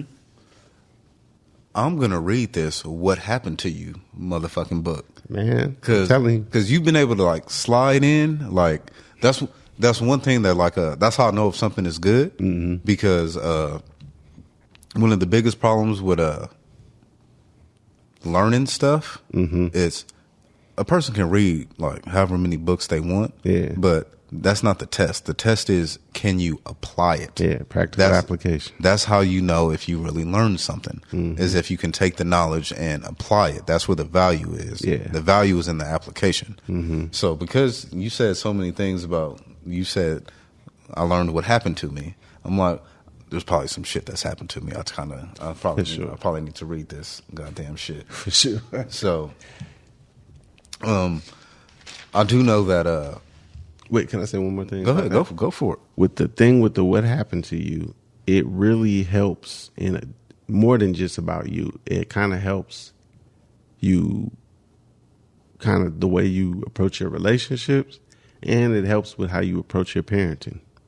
Because it's like you got all that in mind. Like, what happened to, I want to make sure that don't happen to my baby. Yeah, I definitely can see that in the example of like what you saying with the baseball coach, because that instantly made me think about like all the times like my son did something and I gave him like, I'm so disappointed in you right now, you little motherfucker. And now I'm thinking like, damn, did he see that and was like, I just don't want to be around because I just don't want my dad to be disappointed in me. And like you hoop. You know how impactful those coach-player relationships are? Yeah. You know what I'm saying? If you got a coach that don't like you, that's one thing. If you got a coach that thinks you the best thing since sliced bread, that's another thing. Mm-hmm. You know? And, that dude, I was like a son to him. And I didn't have a father figure at the time. I was his star, his everything. So to go from that to, I'm so disgusted I can't even look at you. Man, that hit me. It hit me hard. I can imagine. Oh, shit. I low-key hated myself for a little while after that. Yeah, it is something like, I don't know, man. It's weird that that's one of the most awkward feelings. Yeah. Is when somebody's disappointed in you. Yeah. You like, damn, did I let you down? Why does me letting somebody down make me feel like a piece of shit right now? See that? You can even, the tears, man, it can hit the nerve at any time, man. It's just like all of those things, like, that's another thing I've learned, how to feel my feelings. Oh, shit. Hey, listen. You know what's crazy, man, is as a man, it's weird. Listen, y'all judge me. I don't care. Yeah. You know, it's my show. Turn it off if you don't want to hear the emotions. Right. But there has been, I feel like, a change. I don't know if it's like in the society or something, but I think it might also have to do with getting older and getting wiser. Yeah. That, especially as a man, it's okay to have feelings. Yeah. And I've been in places more, and especially with my friend groups, man. Yeah. I think it's been super beneficial to me that a lot of my homies nowadays are older than me. Yeah. So, like, not only are they older, but they are actually wiser and more mature. Yeah. And they know how to deal with that kind of stuff. Yeah. And, like, being able to have examples of men, like, acknowledge that they have feelings has made me feel more comfortable in being like, hey, man, I'm sad, dog. Yeah. That's all right, J.Love. What happened? Well, you're not gonna call me a bitch because I'm sad? Yeah. Like, no, man, what's up, man? I get sad too. Oh shit, thanks, friend.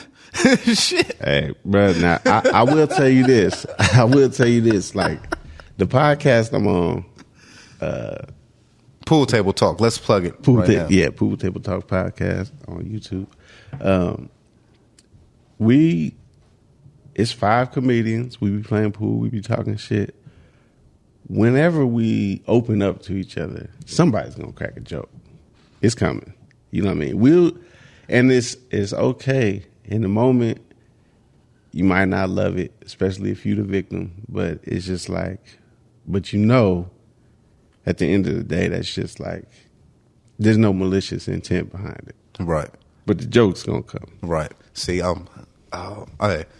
see, you like Taurus. You be saying wizard shit.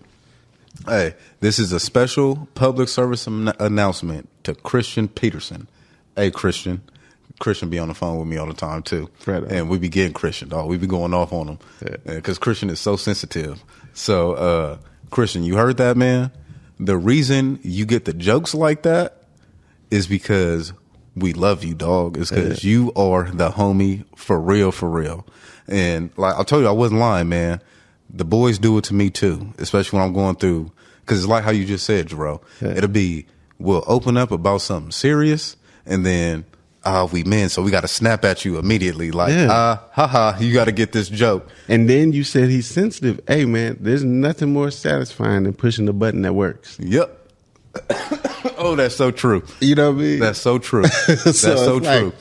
And that's what it is. The whole fact that, hey, man, that somebody's even gonna like make a joke about it, like that's what I'm trying to get him to like. I try to tell him like just in like a slick way, like no, those are the real friends you want. Yeah. You don't want the friends who where like you say something like something serious and like your feelings are hurt about whatever it is you're going through, and then they coddle you about it. You don't want that, actually, man. Yeah. That's not that. Those aren't the friends you want. You want the friends who are gonna let you get your feelings off, and you can be emotional, and then we're gonna laugh at you, and then after we laugh at you, because that laughing at you, what that's doing is, hey, man, yeah, it's fucked up, and we acknowledge it, but that joke means you're gonna get over it. Yeah. That joke means, hey, it's fucked up, but it ain't that serious. Yeah. Like there's times when if it's like.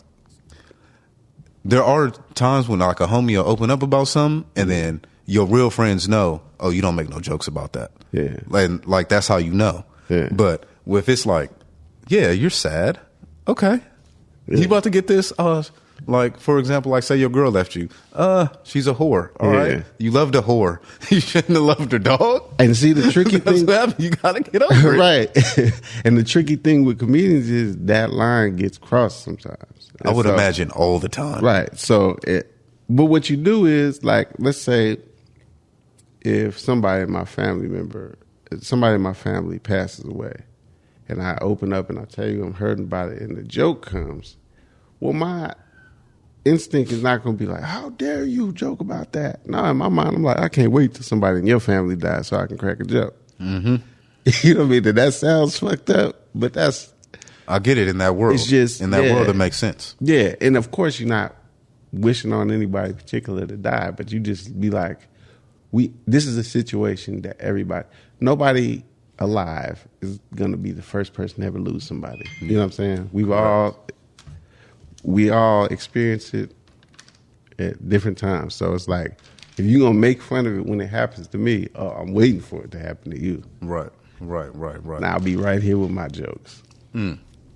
So, again, not in a malicious way. Yeah, not in a malicious way. It's just how the game goes. But I do want to. What I've noticed, especially with my in my time trying to create the show and then trying to like evolve as a person, and I imagine you had to have went through this too, right? And I imagine there's other drivers, like especially even if you're like a driver and being a driver is like your dream. That's super fine. That's cool, right? One of the scariest things, just like the book and just like Courage is Calling by Ryan Holiday. One of the scariest things ever is to be yourself. Like I've noticed, like for myself personally, like when I was thinking about the show, I was like, well, do I want to be like, am I going to try to appeal to like a certain type of person? Am I going to like try to tailor it to where I like sound a certain kind of way and all them type of them? Now that I'm like, that's dumb as shit. Why would I even consider that at first? Yeah. But being yourself is like, it really is a scary thing to do. And I see drivers at the building go through it. Yeah. Because there'll be dudes who like I'll see like drivers who are assholes naturally. Yeah. Right? And then like, you know, being a delivery driver is like real customer service. You're in a person's face and shit, right? Yeah. So there will be a driver who will be like real uncomfortable with, it sounds stupid, but he's like, I'm like seeing these people every day, man. I got to just like smile in people's faces all day. And I'm going to just, you know, it makes me uncomfortable. I got to go in this office. I got supervisors talking to me. I don't know why they in my face, why they talking to me like that. Yeah. Hey, dog, you're an asshole. Be an asshole. Yeah. Like, you don't like talking to customers, don't talk to them. Like, when I say don't talk to them, not like ignore them, but you don't have to be Mr. Pleasant Man. Yeah. You don't have to be Mr. Buddy with the supervision. Like, you not being yourself is making your time here or whatever task you're doing uncomfortable for you. Yeah. So I can imagine like you knowing that, all right, listen, I'm delivering these fucking packages every day, but I'm a dope ass fucking writer. I'm delivering these packages every day. But hey, man, I'm really funny as shit. Like, who I really am, dog. I know this is part, like, I'll just work here. This isn't what I do. This isn't who I am. Whoa. So I can imagine like the buildup of like doing something for a certain amount of time, but knowing who you are, like, hey, man, eventually, man, I'm gonna have to step out and just like really go be me, man. But I know there had to have been scary a little bit, like letting you like, all the way. It's not as I would give UPS more credit than that, like, because it was UPS is how I knew a lot of these things. Like, I knew I could make people laugh because I was making people laugh all the time. You know what I'm saying? Like, I didn't even consider myself funny, really, like that. Like, most people consider me pretty serious. You know what I'm saying? Like, when I first decided to do comedy, a lot of people was like, you, comedy? But it was like, yeah, I be saying funny stuff. Like, I be making people laugh. And that's where I knew that I was quick. You know, dealing with customers, they say something smart, I got something for you right there. And, you know, it wasn't even like planned out. Right. It was just like, boom, I got something. And it's funny. It was like, okay. And I noticed something, you know, a few years into it, like a lot of, I would go out and people I was in high school with, we'd go out and I could just talk to anybody. I could see anybody. And, hey, strike up a conversation, whatever it is. And then the friends I was in high school with, they'd be like, you know them? Like, no. But it was their world was so like, it's us, and the people I know, and that's it.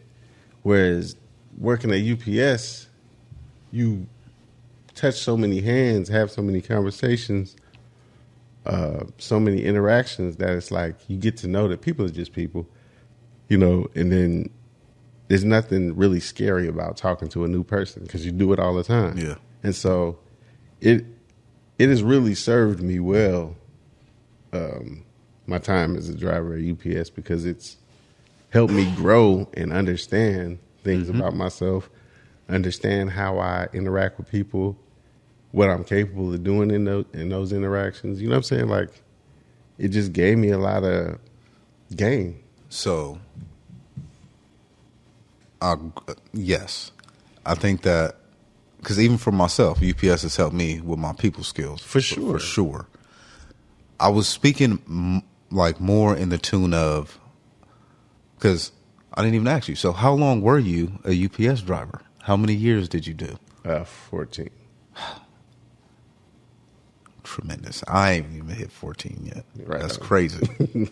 So, but this is what I meant though.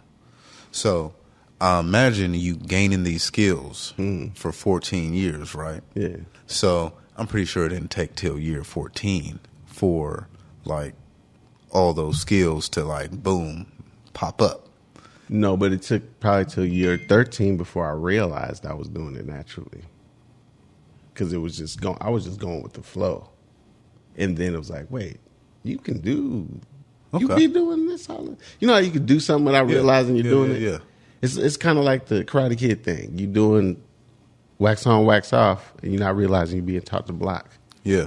You know, you're doing, you know what I'm saying? Like he's teaching them the stuff without, he's doing other things and not realizing, oh, I'm learning all these things. That makes it even that much more fascinating to me.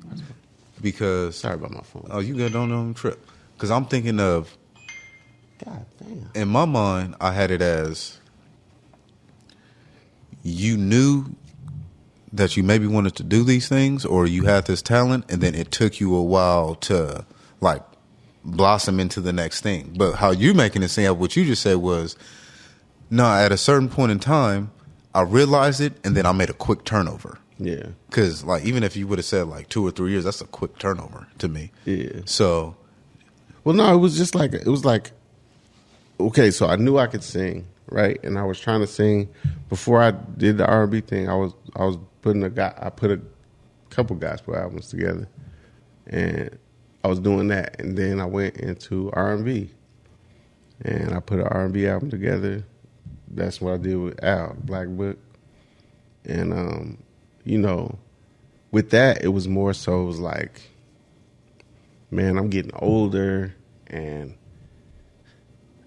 you know, I just was like, man, I don't know. I don't know if I'm trying to be a new artist at 35 and just doing whatever and trying to, you know, appear younger than I am and all this other stuff. It just, I don't know. It just seemed like it just wasn't coming together or whatever. And actually, I was doing better than I thought I was if we would have just stuck with it. But I don't know. And then once I started with the with comedy, well, once I started with podcasts, that opened up a whole nother world to me, because it was like I was listening to podcasts at work all the time. And then it was like I can do one of these.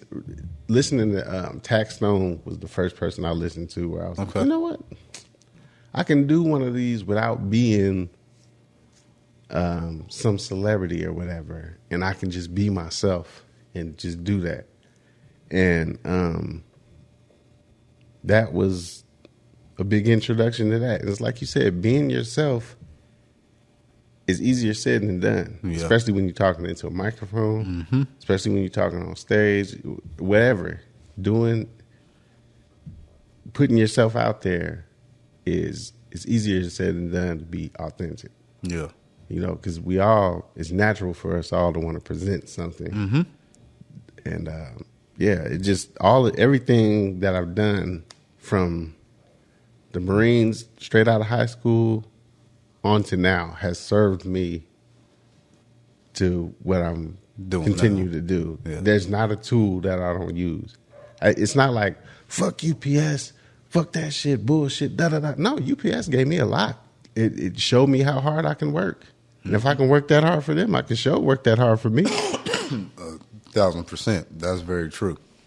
I remember, dog, the first time you invited me to be on your original podcast. And I remember stepping through the door and being like, he did this? Yeah. I just remember like you had the bar. I remember you had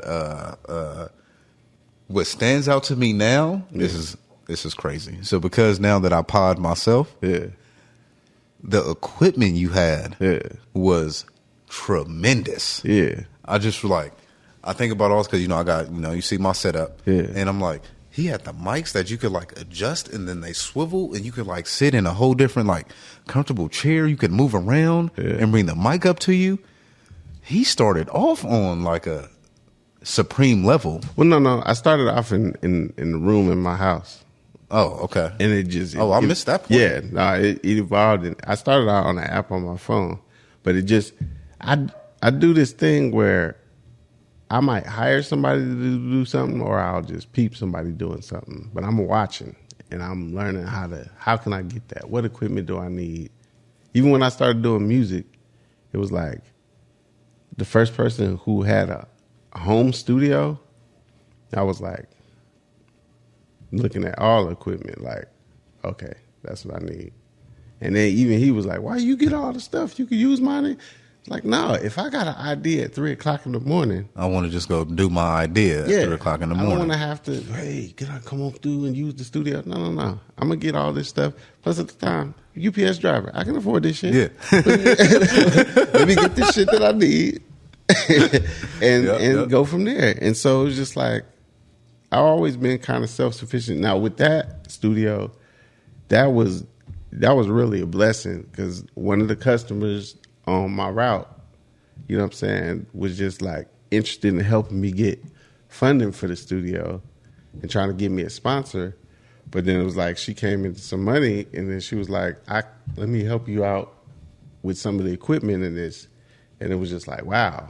And then it was like, I had to think about it, because it was like, I don't know if I want to do that. But then it was like, yo, if you really trying to do this or not, you know what I'm saying? Like, you can't be half-assing it. Yeah, and it's like, if you have an opportunity to get the thing that you're really trying to do, you trying to do this or not? And so it was just like, that helped a bunch. And it was just like, that room was huge, because it was just like, I called it stepping into my imagination. Because it was like, when you walked in the door, it was like, it was just like that. You're not bullshitting. Yeah. It was like now that I think, like, it was like a podcaster's dream. Right. Like, I think about it now, like, if I got to, like, if I had my own setup like that, I'd be like, oh my God, the world is in this right now. Yeah. I could do whatever in this space. And you could definitely do it. And that's the thing, though. It's just like knowing what's possible and then doing it.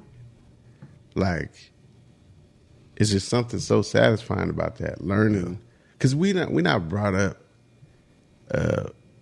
learning all the possibilities all the time. You know what I'm saying? And then the possibilities that we do, we get like 2-3 possibilities. They're all, rapper, singer, dancer, athlete. But it's just like, this, talking on the mic, even when I was first listening to the podcast, it was all ESPN stuff, stuff like that. When I heard the podcast, damn, I just said his name. Taxstone? Taxstone. When I heard Taxstone podcast, it was like, this dude is just being himself. Yeah, he had connections to, he had famous guests and stuff. But what stood out to me was him just being himself so much. And so I was like, yo, I could do that. And, people would tell me all the time I was a good conversationalist and all this kind of stuff. So it was just like, yeah. And then I just worked at it. And then it was just like, before I knew it, I was talking to all kinds of people that I would normally never talk to. I'm talking to the owner and founder of the Green Door. Yeah, I watched that episode. You know what I'm saying? I'm talking to Twix, who just ran for mayor. I'm talking, you know what I'm saying? All these I had 3 millionaires on the podcast. You know what I'm saying? Just from an idea I had, I'm sitting there talking to a millionaire that I normally wouldn't be talking to. You know what I'm saying? That's wild. It's a beautiful thing. That's wild. And like I said, that's the same I said with you. Like, it's not far-fetched that you could be sitting here talking to the CEO of UPS. One day. I hope y'all heard this, man, right now. When y'all hear this, people in these offices, come holla at me, man. I would love to have you. Yeah. We can have some great dialogue. You know why y'all should do that? Why y'all should come holla at me? Because you probably don't realize it. The people would like to hear from y'all. I mean, have a center manager, then have a regional manager, then have district, Because, first of all, I was supposed to have my first center manager on here. This is why the show went on a 2-week break, because he backed out on me because he got cold feet. But that was supposed to happen. But back to you people in the offices. Y'all should come holler at me, man. Y'all should come get on this show and sit on the other side of the other mic. Because you know why? The people would like to hear from y'all. And you know what would do y'all, what would greatly benefit y'all? Something I know that probably y'all don't know is I know that y'all are regular people. And I think if people got to know that y'all were regular people, just like me talking to y'all right now, I think that might do something magical.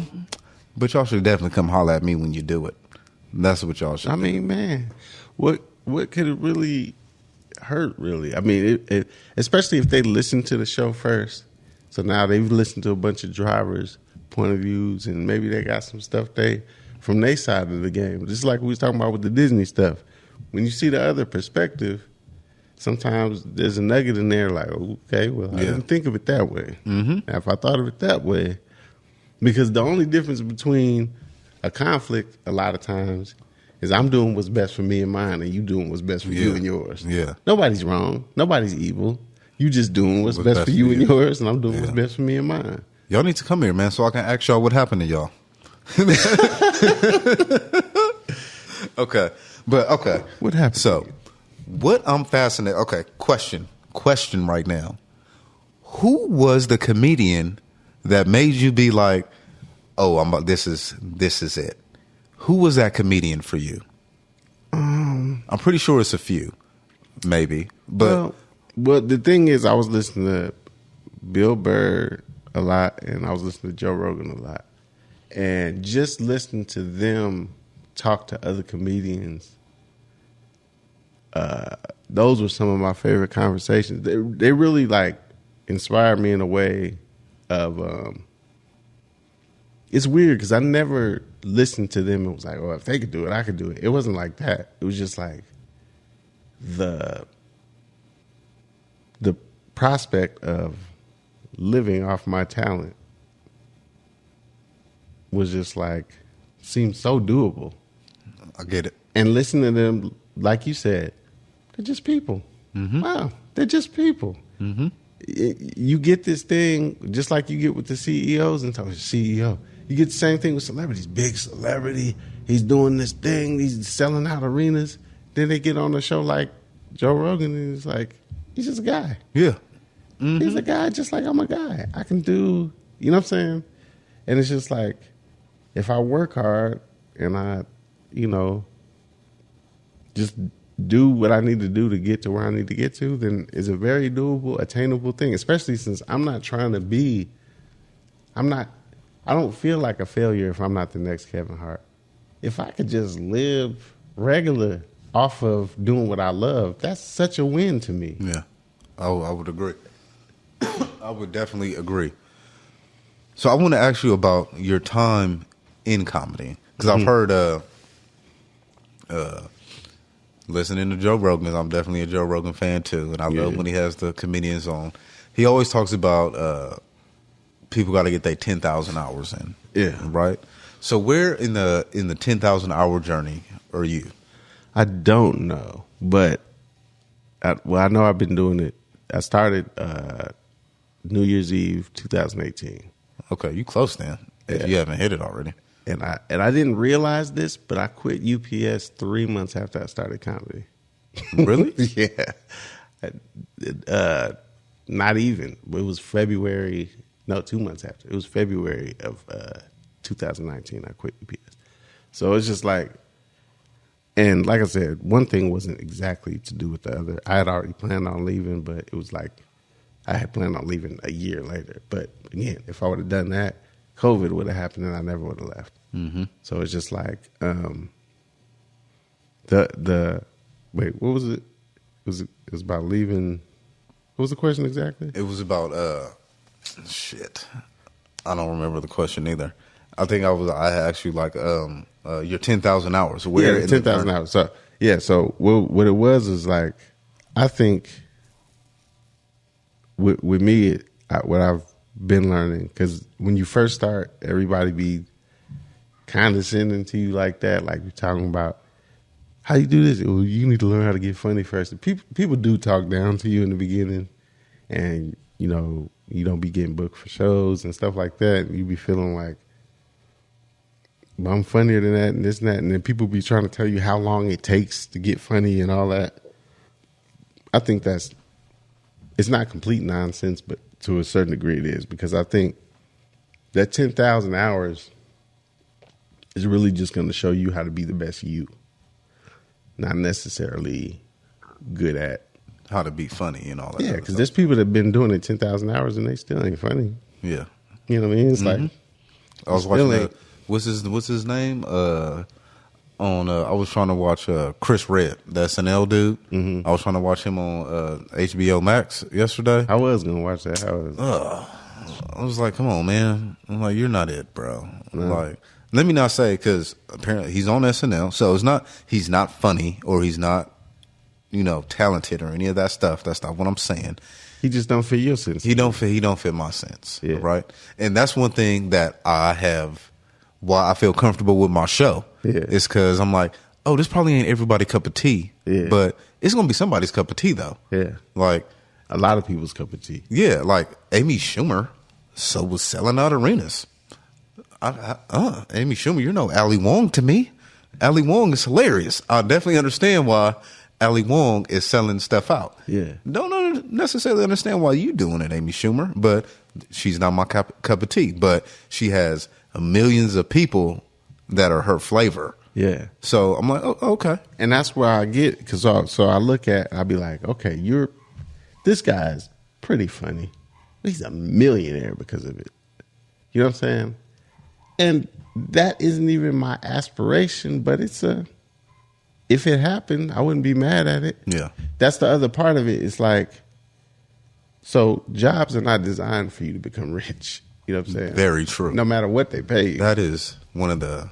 Hold on. Say that one more time, man. Jobs are not designed for you to become rich. Correct. You know what I'm saying? If you become rich, you're just going to leave. Mm-hmm. Who's going to work if they rich? Mm-hmm. You know what I'm saying? So that's not what that's designed for. They're designed for you to live comfortably, but not rich. Yeah. But rich is not my goal ever anyway. So it's just like the fact that that's a possibility that's on the table is attractive. But like I said, if I could live if I could just live decently off of doing what I want to do, because now you're taking away the part of, if a person's living comfortably, but they got this 10 to 12 hours that they hate life every day, well, that's no fun either. Yeah. You know what I'm saying? So if I could just be like always doing what I want to do, that's such a win. Yeah. Whether I'm rich or not is kind of irrelevant. I'm living life. Mm-hmm. You know what I'm saying? So that's just how I look at it. It's all perspective. I don't know why this is, man, but we were talking about it earlier. That's why I want to, why I like your show so much on YouTube, Pool Table Talk, is because comedians, I was telling you, I think comedians have like the dopest perception of everything that's going on. Yeah. Like not only just like in the world, but like as it is to be a human. Yeah. Because that's like the job of the comedian is to be introspective and deep and make it funny. Yeah. And find the jokes in it. Yeah. So I don't know, man. Like I guess maybe that's one of the reasons why, like, even before I knew, like, you were a comedian, like, you were always, like, super cool to talk to because, like, you always had really dope, introspective things to say. And you made them, like, they were super dope and introspective, but you made it, like, palatable. Like, let me tell you some real deep shit, but, like, say it where it's, like, an easy listen. Yeah. Like, yeah, basically just like you made it like real smooth to listen to. Like I'm gonna tell you the deepest shit in the world right now, but I'm gonna just I'm gonna fluff it up, man, so it's palatable. So I mean, I try to, like, even on the podcast, like those guys, it's funny because like we didn't all know each other super well when we started it, so it's like over this time we've gotten so close. But it's just like all of them been doing comedy way longer than me, so it's just like. When I was able to get on stage and get all of their respect and all of them be like, yo, I imagine that was a big moment for you. Big moment. And then so even now, where it's just like on the show, they do give me that respect of, it's not like they're not trying to son me or little brother me. It's just like, it's like, yo, no, this dude be saying stuff, and then they even respect the, like, man, he be recommending good shows to watch. He be recommending good books to read. You know what I'm saying? It's kind of like that kind of thing. And so it's like, it's a mutual respect and the chemistry that, man, I love it. Like I said, if nothing else, we have a blast on recording it. Yeah. While we're recording it, we having fun. Right. So definitely want to shout out Pool Table Talk on YouTube. Mm-hmm. I want to ask you, so one of the most fascinating things when I watch your show is, I was telling you, like, when I watch your show, you definitely get you know y'all are friends. Yeah. Like, you, like, automatically know, like, hold up. These, like, first of all, they real homies. Yeah. And then, of all the shows I watch, dude, it's like, oh, this is just like homie stand up. Yeah. This is exactly what this is. It's so relatable, and it's like, oh, this is what me and my homies talk about. Yeah. And then even some of the things that like me and the homies don't talk about, it's like, oh, I'm gonna bring this up to the fellas. Yeah, I'm exactly. gonna see. Hey, have y'all ever? I'm gonna just say one of the things. I want people to go over there and watch. Yeah. But hey, fellas, listen to this. Does y'all girl cook better than your mom? Has she ever made something better than your mom? Think about that for a second. Talk about that with your homies, and then go check out Pool Table Talk and see what they got to say about it. And if your mom said that hers was better, would you tell her the truth? Oh, would you just let her get away with that? Would you? And if it's just you and your mom, so it's harmless to let her get away with it. Would you let her get away with it, or would you be like, oh, mom, look, this chicken wings is a little bit better than yours. I'm sorry. Well, that's a tough conversation. Because of me and my personal relationship with my mother, being that we don't got the greatest one, absolutely, I'm telling her she murdered your chicken wings right now. That's just you being petty. That's exactly what that is. And I'm a fan of petty. I have a penchant for petty. I love it. I study it. I breathe it in. Petty is everything. I'm all about it too. That's when the funniest shit happens. Yeah, petty is everything. Oh man. Okay, so how often do you release that show? Once a week, usually. Every once in a while, it'll be a situation where too many of us got shows to do, so we can't do that show. But for the most part, as long as there's like 3 or 4 of us available, we'll go ahead and shoot it. But I've gotten to the point now, we've been shooting it so long that if we are booked up or something, then I got archives where I can go back and just pick out like the funniest moments. Because the thing is, I don't know if you're experiencing this already, but you know, after you talk so much, you forget what you said. Yep. And so when you go back and listen, you be like, oh, that. And so sometimes I'll be going back through and I'll be like, oh, that was funny.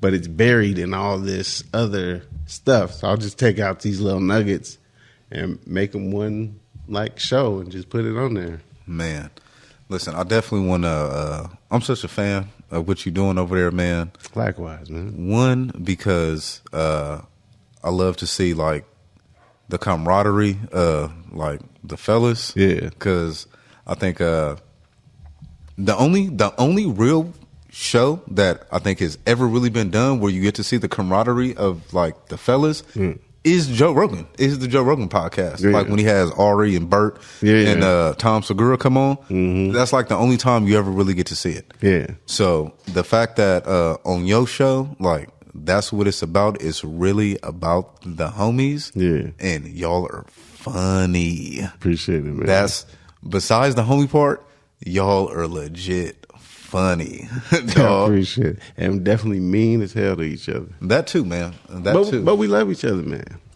I mean, it looks like it sometimes. Yeah.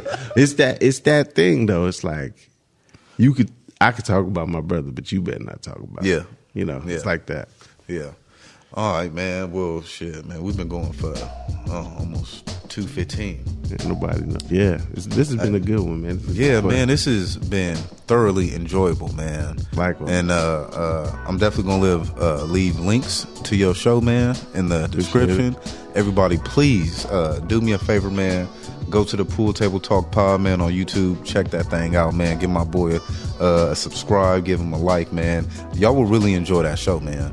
And hey, Jeremy, thanks for coming through, man. I appreciate it. Hey, man, everybody. Between me, you, and D Foss, man, we got to come up with something. Man, we gotta some super monster stuff. We gonna have to do something. Yeah. D Foss, we gonna bring you back, and that's, you know what. Y'all look forward to that episode, man. Me, Jarreau, and D Foss, and we gonna have, you know, a trilateral commission of the creatives. All right, that's gonna be on the way too, man. Meeting of the minds. But hey, everybody, thank you for listening, man. I appreciate y'all time, man. We'll get back with you soon. Peace.